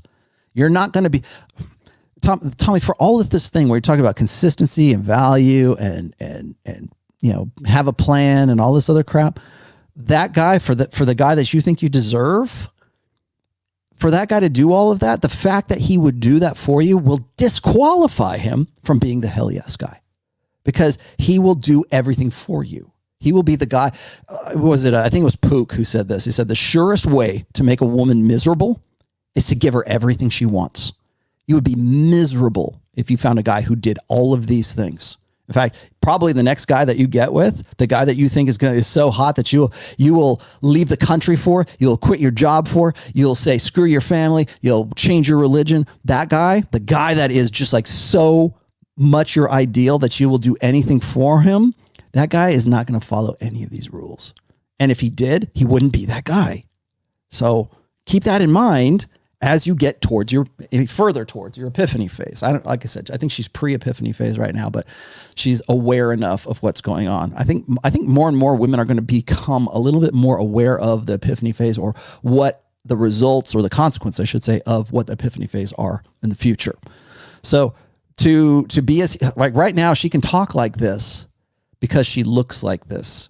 If she looked different, if she was fatter, if she was in any way, more unattractive, nobody would take this girl seriously. I hate to say that. That sounds shallow, but that's the way of the world. That's how it works. I don't really care anymore. Now I'm done. Now I don't care. And I know my friends who are watching this are thinking and saying the same thing, because we have these conversations on an almost daily basis. Once you turn us off, we don't care anymore. So let that be a warning to you. You're probably not going to circle back. They always come back. They always come back. But when you're ready to come back, I probably don't care anymore. So if you want to switch up, stay there. Tip. My last thing on my list is also very important. Don't be, excuse my language, don't be a bitch. Don't be a bitch. She said shit 3 times in this. Excuse my language. If you have been failed and you lost a woman of value, like myself or my friends, and then we don't really care anymore, don't be a bitch. Don't be butthurt. You did it to yourself, okay? And it's no longer my problem. Now it's become a personal problem of yours. So don't be a bitch. And by the way, if I'm no longer interested because your effort is shitty, that's not me being a bitch. That's not me being difficult. That's me having a standard in which I expect from people. All right, hold on. I want to stop it there because she's going to get into the standard part here, and I really want to talk about that, but I do have to address this as well. So what she's saying is very common amongst women who, and this is a digital age thing. I think this is more so in a globalized sexual marketplace than in a localized sexual marketplace, is that when, and I've seen this before, and I do understand why she's saying this, but she's right for the wrong reasons. So the reason is this, is that a guy makes his shot. The beta male goes, hey, baby, I would be the perfect guy for you. Let's go steady. Let's I don't be done with those jerks. They only hurt you. It's time for you to grow up and get with a real man, blah, blah, blah. Or maybe it's a guy who gets with a girl and they break up and that guy gets jilted and the guy gets bitter and he gets upset. That plays into the, oh, who hurt you narrative, right? Like women always love that. That's really what she's saying. She says, don't be who hurt you guy. Don't be a bitch means don't be who hurt you guy.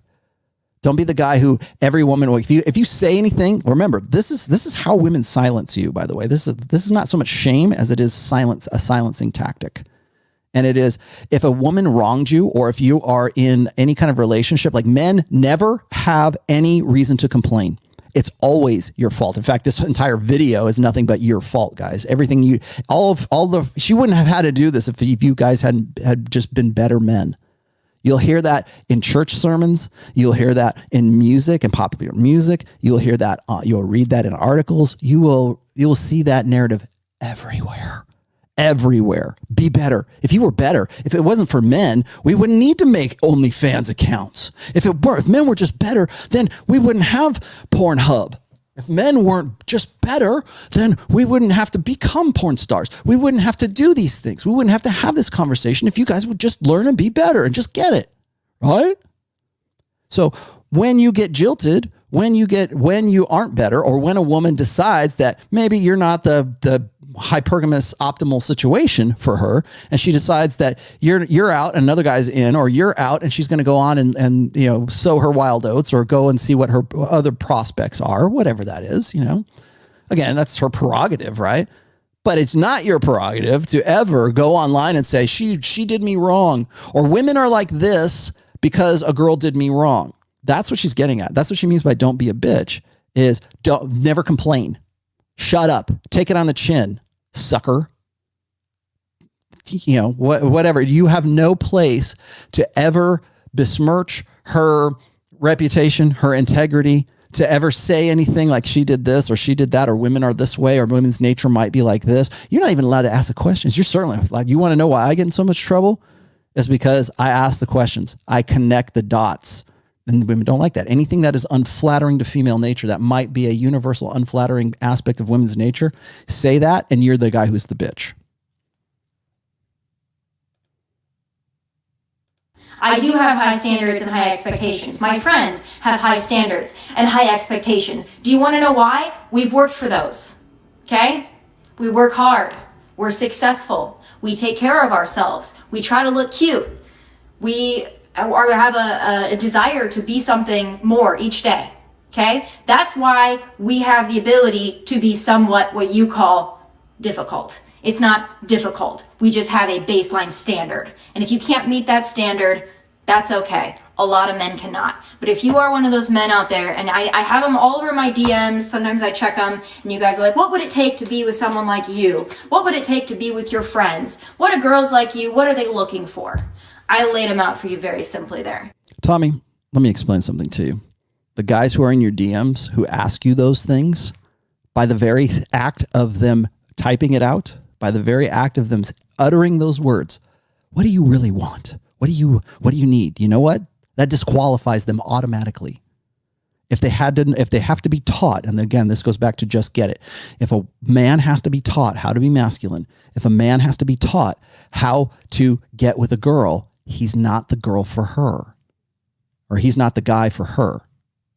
It's not just by, remember, observing a process changes the process. So the guys who are doing that are by nature, just by the act of asking you that, are already beta males. It's not that they're like actually thinking they're actually ever going to get with you. They're still stuck in this blue pill idea that if they ask the right questions, if they can deductively, logically figure you out and become what you want, and to do all the things that give you everything you want, to turn themselves into someone that you would find acceptable, you will never find them acceptable because they did it to become acceptable to you. That's why. That's why you will always be frustrated. That's why all your girlfriends who are all, I hate men, they're all trash. You know why you say that? Because you're meeting those guys who are saying, what does it take to get with you? That's why. In order to have a shot with a girl like me or girls like my friends, girls that are worth a damn, you don't really have to be Brad Pitt. You don't have to be famous. You don't even really have to make a lot of money. Okay, now we come to the best part of the whole video. Okay, so you don't have to be Brad Pitt. You don't have to be super successful. You don't even have to make a lot of money. Oh, really? Let's see how true that is. Miss Tomi Lahren, Tomi, whatever the hell your name is. Let's see. Which one shall I share first? Let's see. It's a Chrome tab, and let's go to, how about this one? This right here is from the Daily Mail, and this is from April of this year, as a matter of fact. That's April 29th. Gosh, this was only like 3 months ago. Exclusive. Feisty Fox commentator Tomi Lahren, calls off her engagement to Brandon Frick, whatever. I'm just calling him Frick. Giving back the diamond sparkler he bought with his American Express card, listing it as his congressional candidate financial report as a debt worth up to $50,000. Does that sound like somebody who cares about how much money you make? Does that care? But does that sound like somebody who is selecting based on whether he looks like, well, he doesn't look like Brad Pitt. He's not that yoked. I've seen some, I have his Instagram account here. God damn it. Put that away. I don't need to see that right now. So anyways, I'll just run down these real quick. Tomi Lahren has called time on her relationship with fiance Brandon Frick. And she gave her $50,000 engagement ring back to him. Okay, well, probably because she doesn't need it. I don't know how much she's worth, but I would say it's probably in the multi-millions right now. The Fox News political commentator, 27, and Freaky, 30, announced they were engaged in June last year, but DailyMail.com has learned that the pair have called it off mid-February after dating for 2.5 years. Funny that all of this video stuff is coming out now, huh? So anyways, I'll give you the links to this if you want. That's the ring right there. That's the guy. Not a bad looking dude, but certainly not he doesn't look like Jason Momoa, let's just say. I thought it was funny that he was actually trying to he was trying to declare that $50,000 ring for part of his congressional run, which is really interesting. Of course, that's why everybody was running him up the flagpole for that, and that's the only reason why anybody's even concerned with the dude right now is because of that. But so there's the first part right there. Does this seem like a person who seems believable when she says, sorry, now I'm back, who seems believable about, you don't have to be Brad Pitt. You don't have to be super successful. You don't have to be super rich. You don't have to be rich to be my. All right. Well, that's number one. Let's see. What else do we got here? I won't show this one. It's, Tomi Lahren gets engaged. This was from before. I was looking at some of this stuff. Anyway, I want to dunk on her too much here, but trust me, the guy, Brandon Frick, if you look at his Instagram, I'll throw some of this other stuff up here just briefly so you can see what I'm talking about. This is his, there we go. That's the dude right there. And, this was him talking about, oh, you're my world. I think he was defending her when she was going through that Glenn Beck thing. Glenn Beck and her kind of locked horns over something. I don't remember. This was a while back, but that's how he kind of sort of slid into her DMs, whatever. This is, and she's a bit younger in this. I think she was like 25, 26 in these shots. Maybe she's 26 in these shots. But the guy, okay, granted, he's not bad looking, but he's not, So he's not yoked. Let's just say that. And I mean, there's some other ones. Again, I don't want to dunk on the guy. You can look him up. It's Brandon Fricke if you want to look him up on Instagram. So there's that aspect of it too. So when I saw this one part, I'm like, really? And I was like, who has she been with in the past? And does that actually align with what she's talking about here? No, it doesn't. But when a woman gets to her epiphany phase, when a woman gets to the point where she has to acknowledge that the party's not going to go on forever and her sexual market value is perishable, that's when you hear things like this. Hey, you don't have to be super successful. You don't have to look like Brad Pitt. You don't have to have all this money. I'll bet a $50,000 wedding ring helps and a congressional run helps. The guy actually used to play football for, I think it was Central Michigan University as well. So he's probably athletic enough. He didn't, like I said, he wasn't super muscular. Maybe he lived, but not that much. Again, no harm, no foul on Brandon. I think you're actually probably a pretty cool dude, but again, it's disingenuous in the extreme.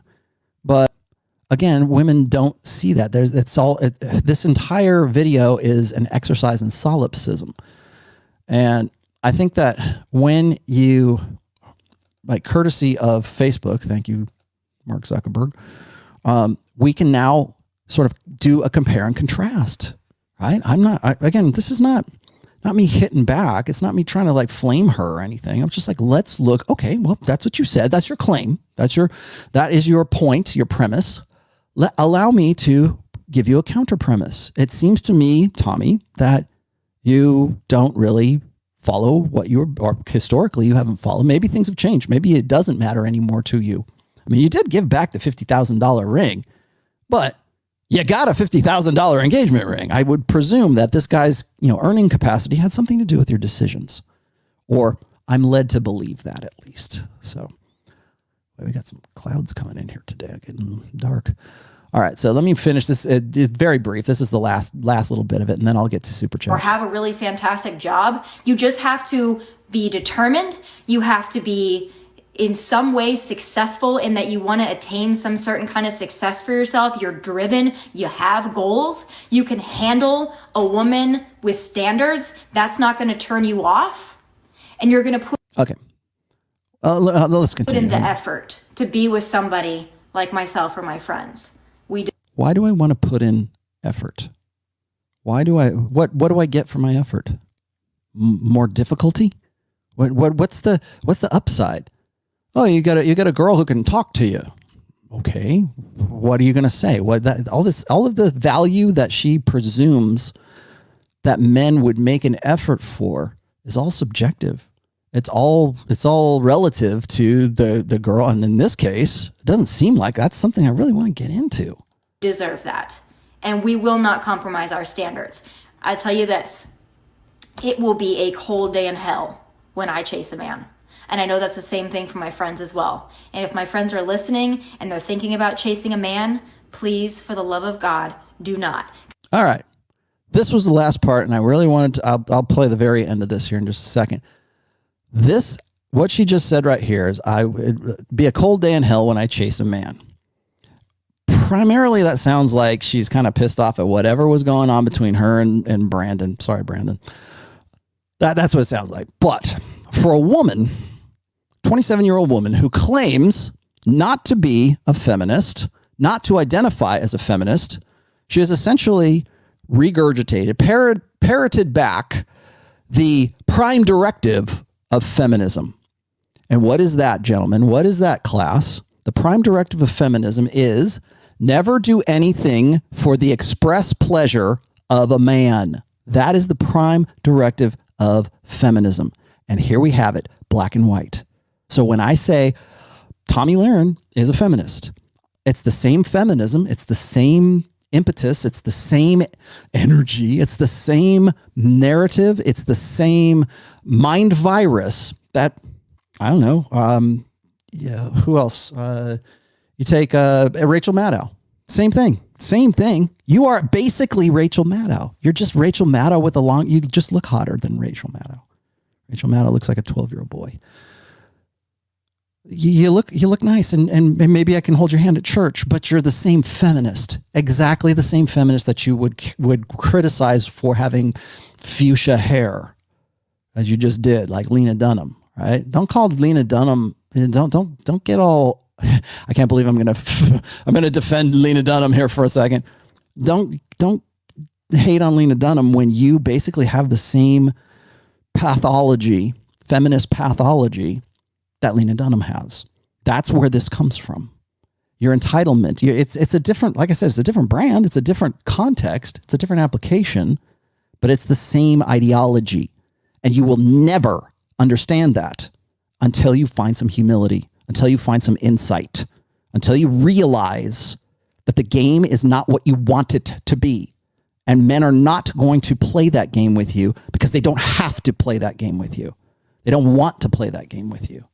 You're thinking in old order thinking, old order standards. The standards that I have standards. Yeah, you know where all those standards are? They came from 1970s feminism. They came from 1965. They came from suffragists. They came from everything that you say about abortion rights and all this stuff that you maybe you think you're proudly convicted about. That's a sisterhood.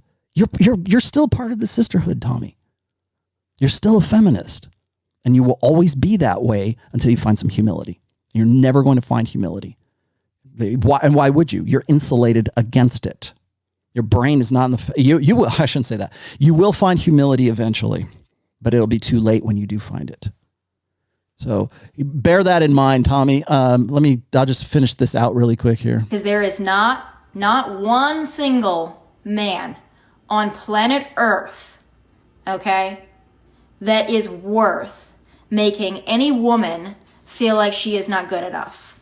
I don't care how hot a girl is, how smart, how successful, how rich. We have all dealt with men who treat us like we are not good enough. No, the problem is we are too enough. All right, so now we get back to subjective versus objective standards. Oh, we're too enough. We're too much for you. Again, what would you expect to hear from a 32-year-old post-wall woman who has just passed her epiphany phase, who is frustrated with her ability to consolidate hypergamy?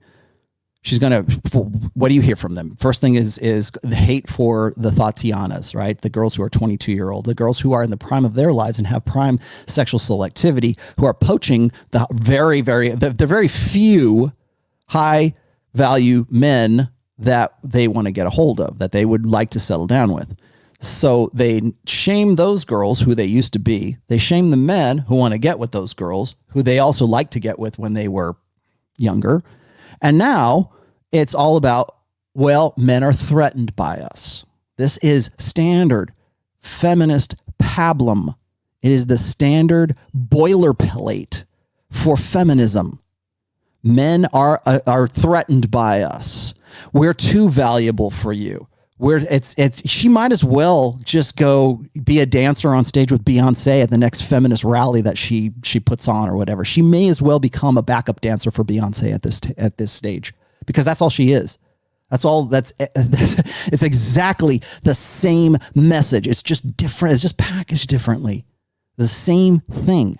So when a woman is 32 years old, she's like, well, the reason I can't find a guy is because all these guys, they can't handle a woman like me. No, they don't have to handle a woman like you. They don't want to, and they don't have to. And the guys who would, the guys who'll say, well, I'll do that, baby. I'll be the one to go up there. You don't want them, because the fact that they're doing that, the fact that remember, Tommy, let me give you some advice here, Tommy. A good relationship, a good healthy relationship is not based on the guy measuring up to your standards. It's about polarity. It's about him being him and you being you, right? And you wanting that guy. You want to know what makes for a healthy relationship? A healthy relationship is when that woman is 1 point below her man in sexual market value. Even if it's just perceptually. It doesn't have to be like physically. If she thinks that he's above her in some way, or that he's the guy that other men want to be and other women want to bang, if that's the guy, suddenly he becomes the hell yes guy. Suddenly he becomes the guy who can call you at 1 a.m. in the morning, or can text you and say, hey, be here in 5 minutes. And you're there. and your makeup's on and you're ready to go. You're in lingerie, right? You're ready to go. You're the booty call, right? But you know, I would say this is women who are booty calls, women who are very eager to have sex with their friends with benefits. They're more genuine than you are right now. The girls who you think are the Tatianas, at least they're not trying to navel gaze about what it is that their standards are. They know. You did. You used to. You didn't have to even think about it. You only had to think about it when you couldn't get what you wanted, when you couldn't get what you thought you were entitled to get. That's where the hubris comes from. Do you know what hubris means? Go look it up in the dictionary. There's your vocabulary word today, class, is hubris. It's pride. It's overweening pride. And your pride is unmerited because all those standards that you have are based on male standards. They're based on standards that were pushed into your head that you thought were in some way valuable because men had them, because they're what made men attractive. If that makes men attractive, then that must be what makes women attractive. You don't know how to be a woman. You don't know how to be female. You don't know how to be feminine because you've been conditioned from probably 5 years old by Disney and all the crap that you probably hate on your own shows. That's your programming. That's your conditioning. It's your blue pill conditioning. And you need to let go of that. You need to find a way to unlearn that. You need to find a way to learn humility. And you won't get to that until you have insight. You're never going to get to that insight until it's too late. I'm sorry to say. Probably. You're probably not going to have that insight. You're going to be solipsistic probably until you get to about 32, 33, like overly solipsistic. Women are always solipsistic. But you're going to be that way until life smacks you in the face, until guys aren't whistling at you on the street, until the DMs stop, or the DMs come in from guys who you don't want to have anything to do with it. And then you're like, oh God, I really don't want to be with these guys. But you're prideful, super prideful. And I'm going to play this very last part here. And you can't handle it. So those are my checklists. Again, I will go through them for you one more time in case you're just tuning in. All right, I'm done with you. Okay. I'm going to go back through super chats here. We are at the 2-hour mark. Just to sum up things here. That last part, I guess I should address that last part where she's talking about standards. And I've talked about this with Rich Cooper on several occasions. I wrote an essay called "Why the Truth About Standards," and why men are not allowed to have standards, but women are. And this is a woman making demands. Those 6 items that she has right there, like what is it? Let's see: be single, no pen pal, don't text too much, I guess. Have a plan, value add, appreciate value. Be consistent, and then don't be a bitch. I think those are the things. And then, of course, at the end, she has to throw in that she's not a feminist, right? And that she has standards. Well, what are standards? All 6 of those items that she had on her little paper, on her little steno pad, all of those are demands.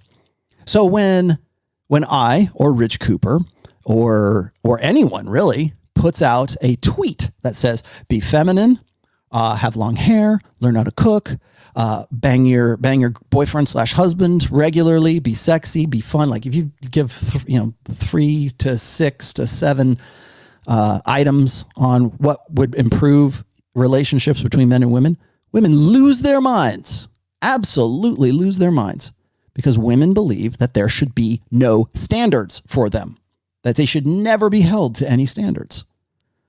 The only standard for a woman really is how good she looks and how available she is. But women will bitch and moan and complain about those standards. All you want is a Tatiana. Yeah, because that's the only value you bring to the table. So when Tomi talks about, you need to appreciate the value that these women have. Okay, what do you have? What's valuable? Let's see. You're arrogant. You are full of yourself. You're hubristic. You believe that your basis of success is on how well you can emulate an alpha male man, a person with a penis instead of a vagina. And so these are all the things that I should value as a guy, right? And that I should take into consideration as to what your quality is. But yet if I have standards, and even if I thought those things were valuable, which I don't, I'm not allowed to do that because I'm a guy. If I said, I really want an opinionated, bitchy, bossy Karen who won't fuck me and won't do all that. If that was my standard, even if I said that, I'd get run up the flagpole on Twitter for saying that, because it's a man having standards. And people would call me a simp and a chump and whatever, invective is popular right now. But that's just the way things are. Right? So only women are allowed to have standards. Men are not allowed to have standards. God forbid. So as a result, what is the only thing that makes a woman valuable to a man? When women don't need you, she just said, I'll never chase a man. I don't need a man. Basically, that's another prime directive of feminism. We don't need no men. Okay. Well, we make our own money. What they're saying is we are independent women. I would say she would probably agree with me if I said this. Tomi, you're an independent woman. You're a strong, independent woman. Yes, I am. Okay, independent of what? Independent of men. Independent of men's provisioning. Independent of a need of men. Well, what were women, historically, like evolutionarily, what were women dependent on men for? Protection, provisioning, child, parental investment, maybe emotional investment. I don't need no man. Okay, so you're saying you don't need all those things. Okay, great. What's left? What else should I value about you? If that's already taken care of, if the beta buck side of hypergamy is already taken care of, what's left? Alpha fucks. That's what's left. So when you complain about how, infantile men or whatever, like cheap, shallow men, they only want to do is have 6 or 12 or God knows how many like girls that they're saying, I really like you. They're this classic simps, texting, $4,000 to Belle Delphine, those guys. When you look at those guys and they're trying to be non-exclusive and they're trying to be, they're trying to find some way to get in there with these other girls. What's their value? Why do guys text $4,000 to a girl on OnlyFans? Because they want that connection. They want something going on there, but it's really because of the sex. It's because that's a sexual interest. It's not because they're getting off to it or whatever. I mean, they want the connection, of course. But the only thing of value that women really have, the only true agency that women have is their sexuality. She knows this, and it's declining. Maybe not now, maybe not even when she's 32, but it will. It's declining up here. I can tell it. If you haven't figured that out from watching this video for the last 2 hours, I don't know what to tell you, but you can tell that the train is coming down the tunnel and she sees it and she wants everybody. It's not enough to tell 1 or 2 or 3 guys or the guys that are maybe follow her in her DMs. It's not enough to tell them. She has to tell the world, because the world has to change for Tomi Lahren. Every man on planet Earth in the global sexual marketplace, sorry guys, you need to be better for Tomi. And she's going to tell you how. You need to meet her standards. Well, what about my standards? Doesn't matter. Well, you're not supposed to have standards. Okay, great. The only thing I really want in a woman is a hot piece of ass and availability. Oh, I can't believe you only want Tatianas. Well, women commodify themselves as sexual objects. Say why men objectify women sexually. Yeah. We do. What else is there? You being an alpha male, you being an alpha male with a vagina, that I'm supposed to find some way to get off on that. I have to eroticize that. I want a female. Men generally want to be with women who are feminine and female. Women tend to want to get with guys who are masculine and male. Conventionally speaking, that's how we have all this, right? But we've confused all this crap, and she's simply frustrated. I would say, by and large, she is frustrated because she doesn't understand the system, and she doesn't understand the global sexual marketplace for sure, but she doesn't understand her playing the part and perpetuating it, and in some ways exacerbating it. So, Tomi, I hope you've learned something from this. I hope you actually are watching this. I don't expect you will, but certainly not for 2 hours. But the last thing I'm going to say is this: is that until women learn humility, until women kind of bust themselves down and go, okay, what am I doing? Why? Hey, maybe it isn't all these horrible bastard guys all over the world, Texas and Los Angeles. Maybe it's me. Maybe I'm expecting too much. Maybe I'm too entitled. Where did I get all this entitlement? They don't ask questions like that because it doesn't serve their purpose. It doesn't solve the hypergamous equation for them. It doesn't solve their reproductive problem or their life, because women they grow up, when you grow up in a gynocentric social order and everything is feminine correct. Yes, you're going to come into those new order expectations of men, but yet still cling to the old order expectations. Like, men have to play two sides of it. We have to be old order providers and old order beta bucks guys, but we have to be new order badasses, right? We have to be new order guys in the foam cannon party, right? We still have to respect that you don't get, we don't get standards. We do. We should have standards. I'm not saying you shouldn't, by the way. I'm not endorsing that idea. I'm just saying that that's the expectation. That's what women think. They think that you shouldn't ever complain. You shouldn't ever have standards. So, and we saw that live in real time. Thank you, Tomi Lahren, for making this so apparent for us. All right. I am going to go to the very many supers that have come in here.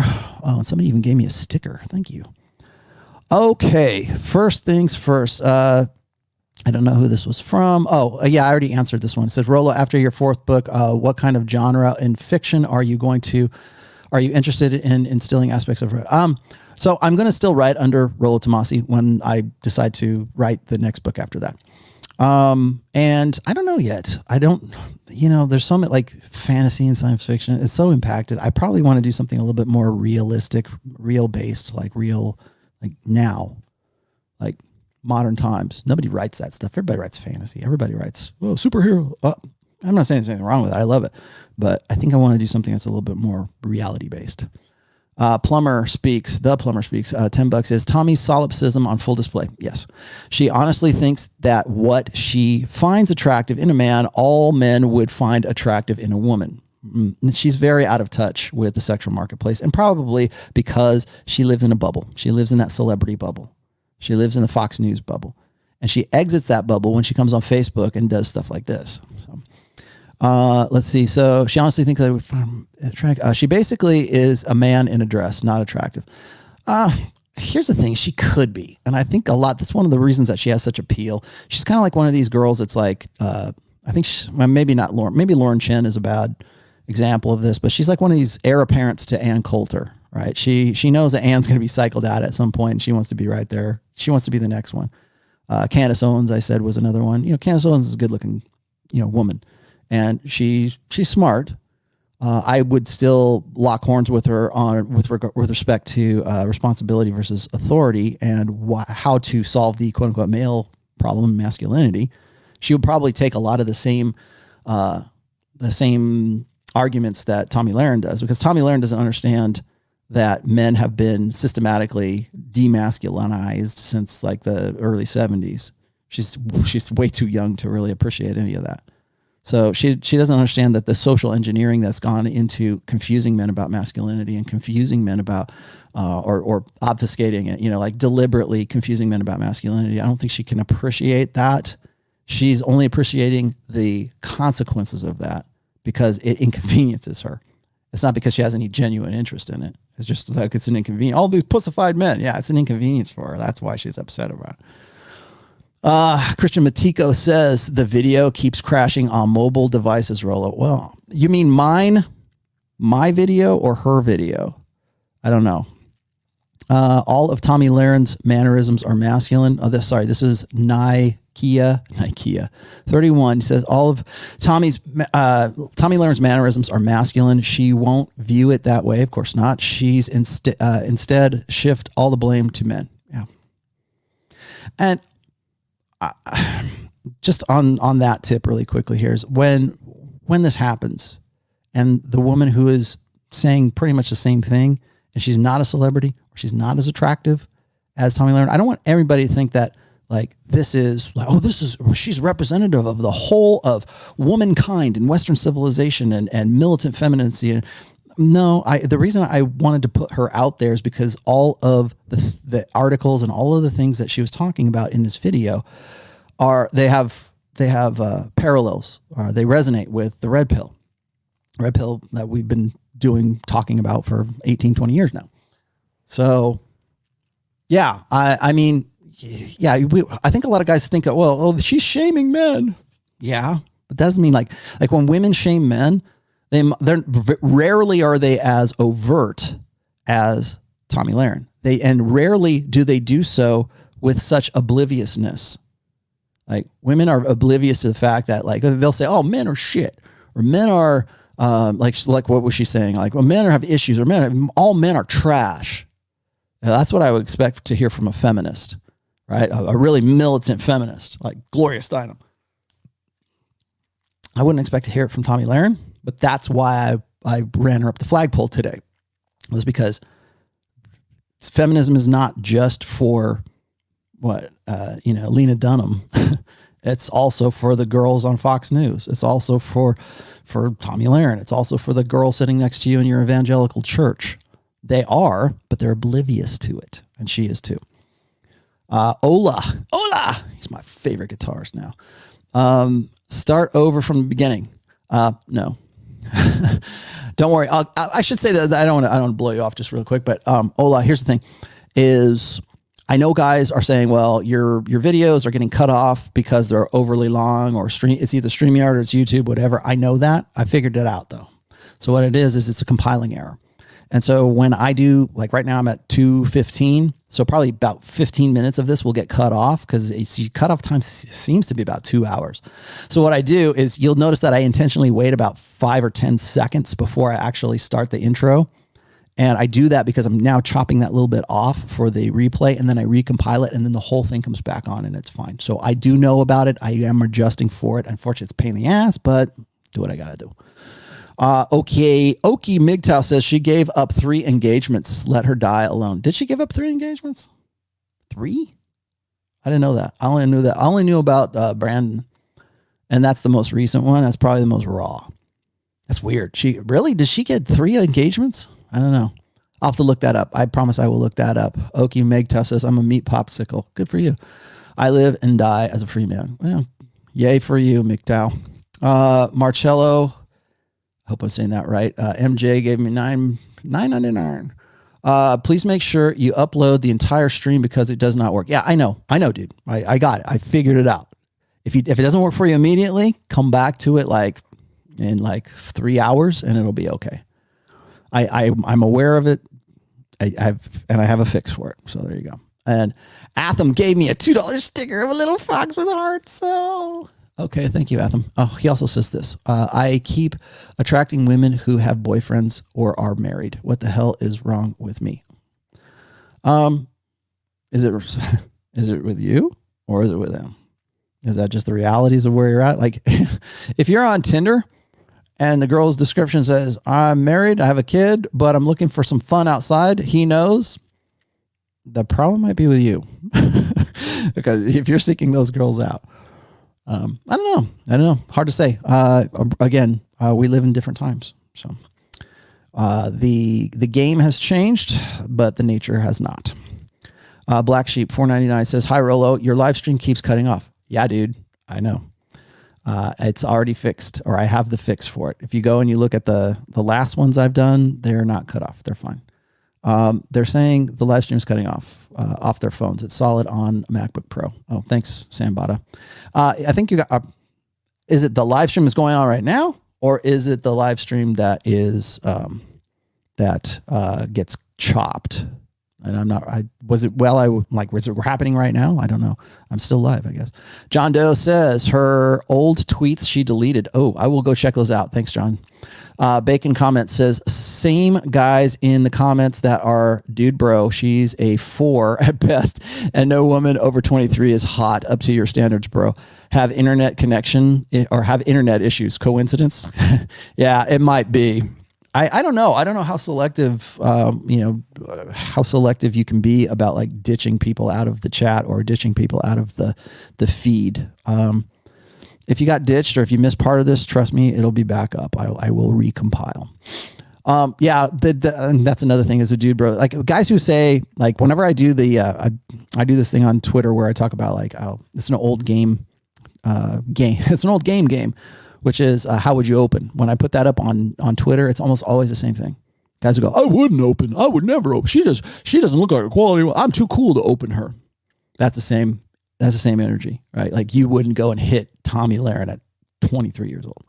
You wouldn't go hit her at 27 years old. You probably would still hit her at 32 years old if she stays on her game. So it's, yeah, whatever. I'm too cool. I have higher standards than that. Well, good for you. Thank you for your participation. Keep up the good work. Thank you, JV. JV again, keep up the great work. Okay. Bacon comment says failed ×3 and giving dating advice. Failed ×3 and giving dating advice. Yeah. Well, I don't know. That's I don't know that has she failed to get married ×3. Maybe that's it. I don't know enough about it. Like I don't care enough to really like dig into her past. I just saw this and I thought this is make a pretty good topic. So Jeff N, $5 says former co-worker of hers says she went clubbing with her crew when she was still 21 to 22, and she would always ditch me for any black dudes in the club. She did live in Vegas. I know she graduated from UNLV, so I would say she certainly has been through her party years. I don't know about the black dudes in the club, but I'm sure there's probably exists some video and probably there's probably some digital evidence of her party years, as I like to call them. JV, thank you for the $10. Sean says, love your work, Rollo. What's that guitar on your wall? It is this one right here, right there is a Kramer Beretta. It's a 1987, 88 Kramer Beretta with I sank a EMG 86 pickup into it, and it is probably my workhorse guitar when I do stuff. This one over here, there is a 2018 Ibanez Destroyer bass, which I do for bass. Fred Friedman says, why did you ghost Aaron Clary? God damn it, I didn't ghost him. Serious. You know what? I'll tell you what, Fred, when I do Masculine Geek tonight, you can ask us both. Why don't you come in and check that out? Go to Masculine Geek. I'm going to be on Masculine Geek tonight at 6:30 Pacific, 9:00 Eastern time. So go check that out. Serious question is, you mentioned men and women better together than apart. Yes.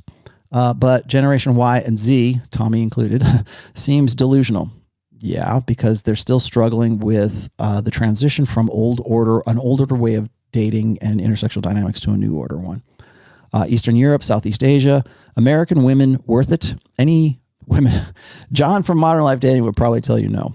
I'm exhausted at 30 from even trying. Yeah, well, guess what? Fred, here's the best thing, is you don't have to pick American women. You can go and find women in other places right now. If that's really where your head is at, I will tell you this though, is that you're never going to find pussy paradise, as Roosh would say. You're never going to find the promised land where women are abundant and it doesn't matter whether you have game or not. They're just going to like toss their panties to you, unless you're a rock star. You still have to learn about women's nature. You're still going to have to deal with women in the root form, in the fundamentals. You'll still have to deal with. I don't care if you go to Philippines or Southeast Asia or Russia or wherever you go. You still have to. Women are women wherever you go.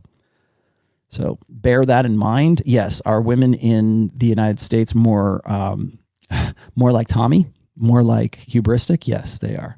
But it's spreading. So keep that in mind too. When you see it, what's funny is for all that crap about Tommy talking about value and appreciating value, you know what most men would appreciate is exactly the opposite of what she's talking about. Humility, femininity, at least some kind of deference to a man's authority, deference to a man's frame, to be the hell yes guy. And have that woman, that would be like a breath of fresh air to any guy, to be the exact opposite of what she's talking about. To be that woman who's like, not like people want to say that. I hate it that it's a sign of the times, I think, that anything that is even marginally about a woman's submission is suddenly misogyny or tyranny. And it's really not. The problem that Tommy and most militant feminists have is that patriarchy is a natural system and it's a balanced system. Gynocracy is the reason why they're suffering right now, because it teaches them feminist ideology and gynocracy or gynocentrism, what do you want to call it, is teaching them to be more like Tomi Lahren. And the more they are, the more disappointed they're going to be, because we're taught to be men. And this is something that's been going on since like the early 70s.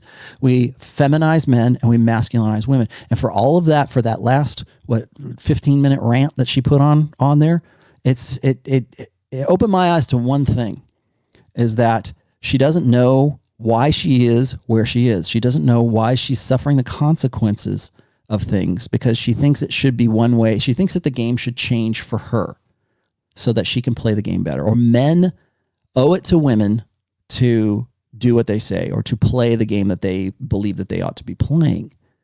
And first of all, it's not natural for us to do this. So that's not our evolved proclivity to do those things. Yeah, can we force ourselves to? Yeah. She complains about men being pussified, but at the same time, every demand, every self aggrandizing sentence she says about herself only says, I'm the man and those guys are the women.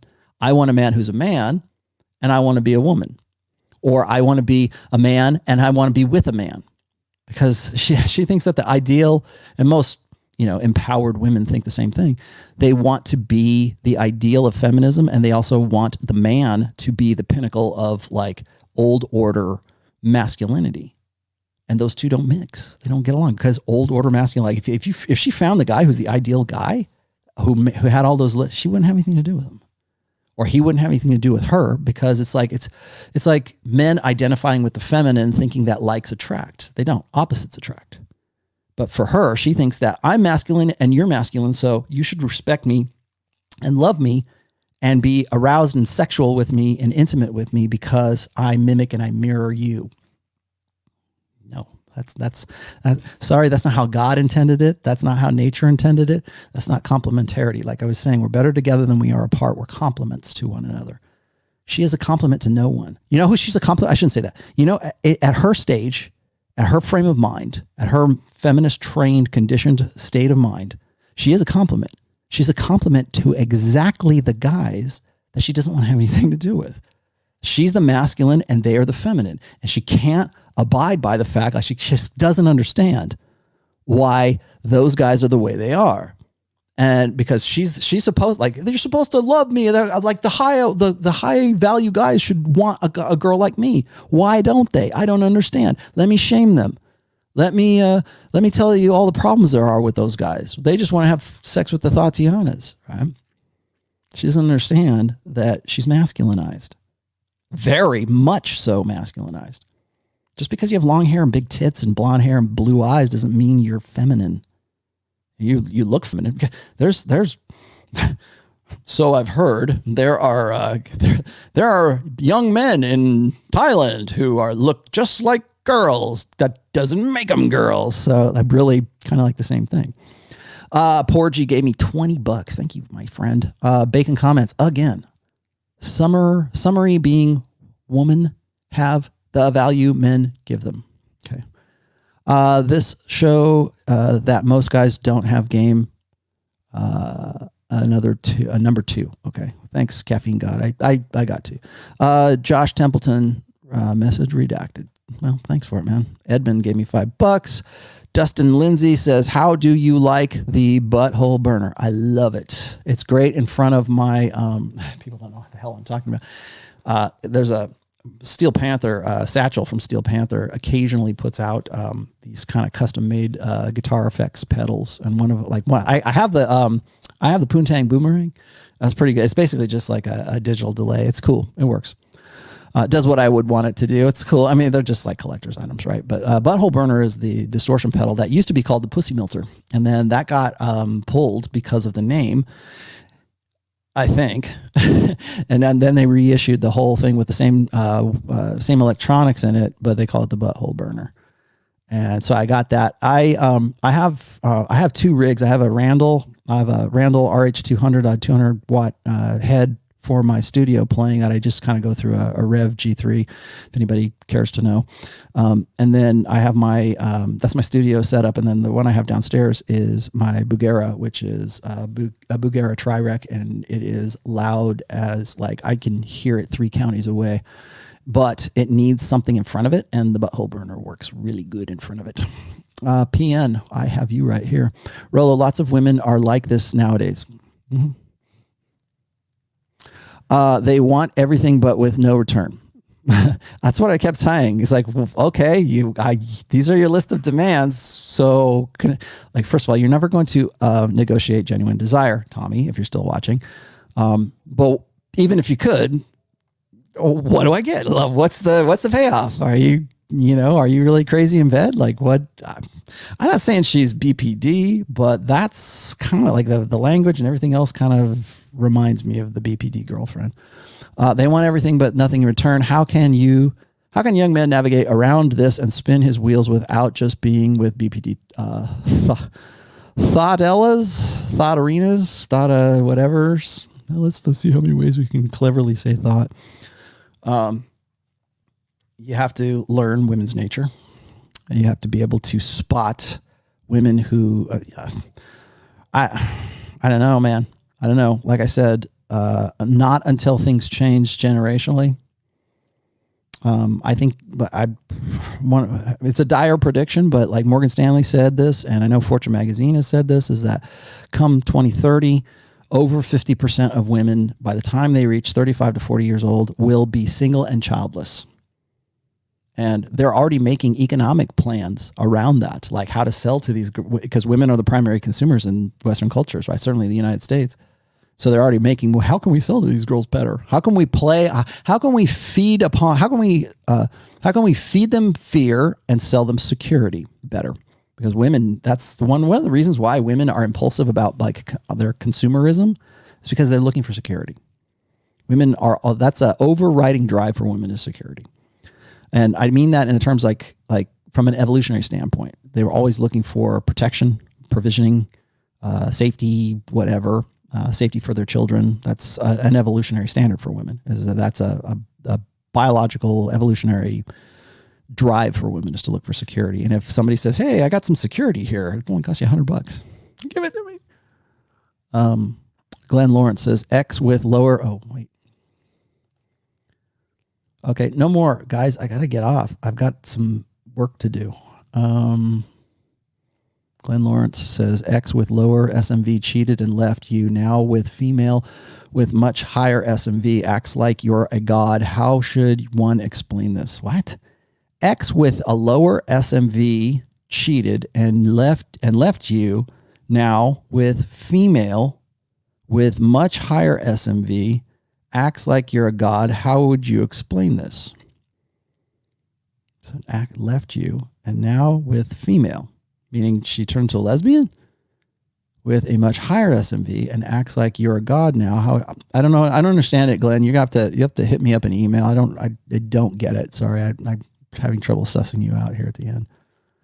Rational male, metalhead male. I should, huh? Yeah. Book 5. Should I see if I can interview Ola? Or should I see if I can get Jeff Loomis? Or should I see if I can get, I would love to have Pete Cottrell, but he would probably think I'm too much of a misogynist. Speakeasy Studio says, "Coffee with Ola and Rollo." We would have to sit downstairs in front of the amps. I've got probably about 4 different amps downstairs. It would actually make a pretty good studio. I might actually do that sometime. I mean, not the interview part, but that'd be cool. All right, guys, stop it. No more. I hope you've learned something from this. And again, I hope that our good friend, or now good friend, she didn't know who I was before. I hope Tomi Lahren knows who I am now. I hope you learned something from this, everybody. I will be back on Saturday for Rule 0. I'll also be back on Sunday. I promise on Sunday I will do the emails, and I'll call in on Sunday. So to make up for today, I was going to do that today, but this was more overbearing or whatever. So that'll be Sunday's show. Saturday will be on Rich Cooper's show. We have an announcement about the Rule 0 live event that's coming up. So go, you won't want to miss that one. So if you're interested in it, or you are already participating in it, make sure you don't miss Rule Zero on Saturday on Rich Cooper's channel. That will be at 11:30 a.m. Eastern Time. I will be on with the Masculine Geek crew tonight at 6 p.m. my time, which is Pacific, and 9 p.m. Eastern. If you want to see me geek out and do some things and talk to these guys and just sort of shoot the breeze with them, you will enjoy it. So that's what I'll be doing. Again, if you have not bought the book, please do. All the links are in the description. If you have not subbed to this channel, we just passed 50,000 subs. Thank you very much. That's great. I'm halfway to 100. I'm actually a little sketchy about getting to 100 because I don't know what's going to happen, but I'm okay with that. So anyways, hope this was a good show for you guys, and I will see you on Sunday. I still have plans to move this show on Wednesdays over to Patreon. So if you haven't joined Patreon, you're going to want to. I did this one today because of the Tomi Lahren thing. So that's why I would actually put this on Patreon today. But so next Wednesday show will be on Patreon. So make a note of that, and I will see you guys on Sunday. Bye.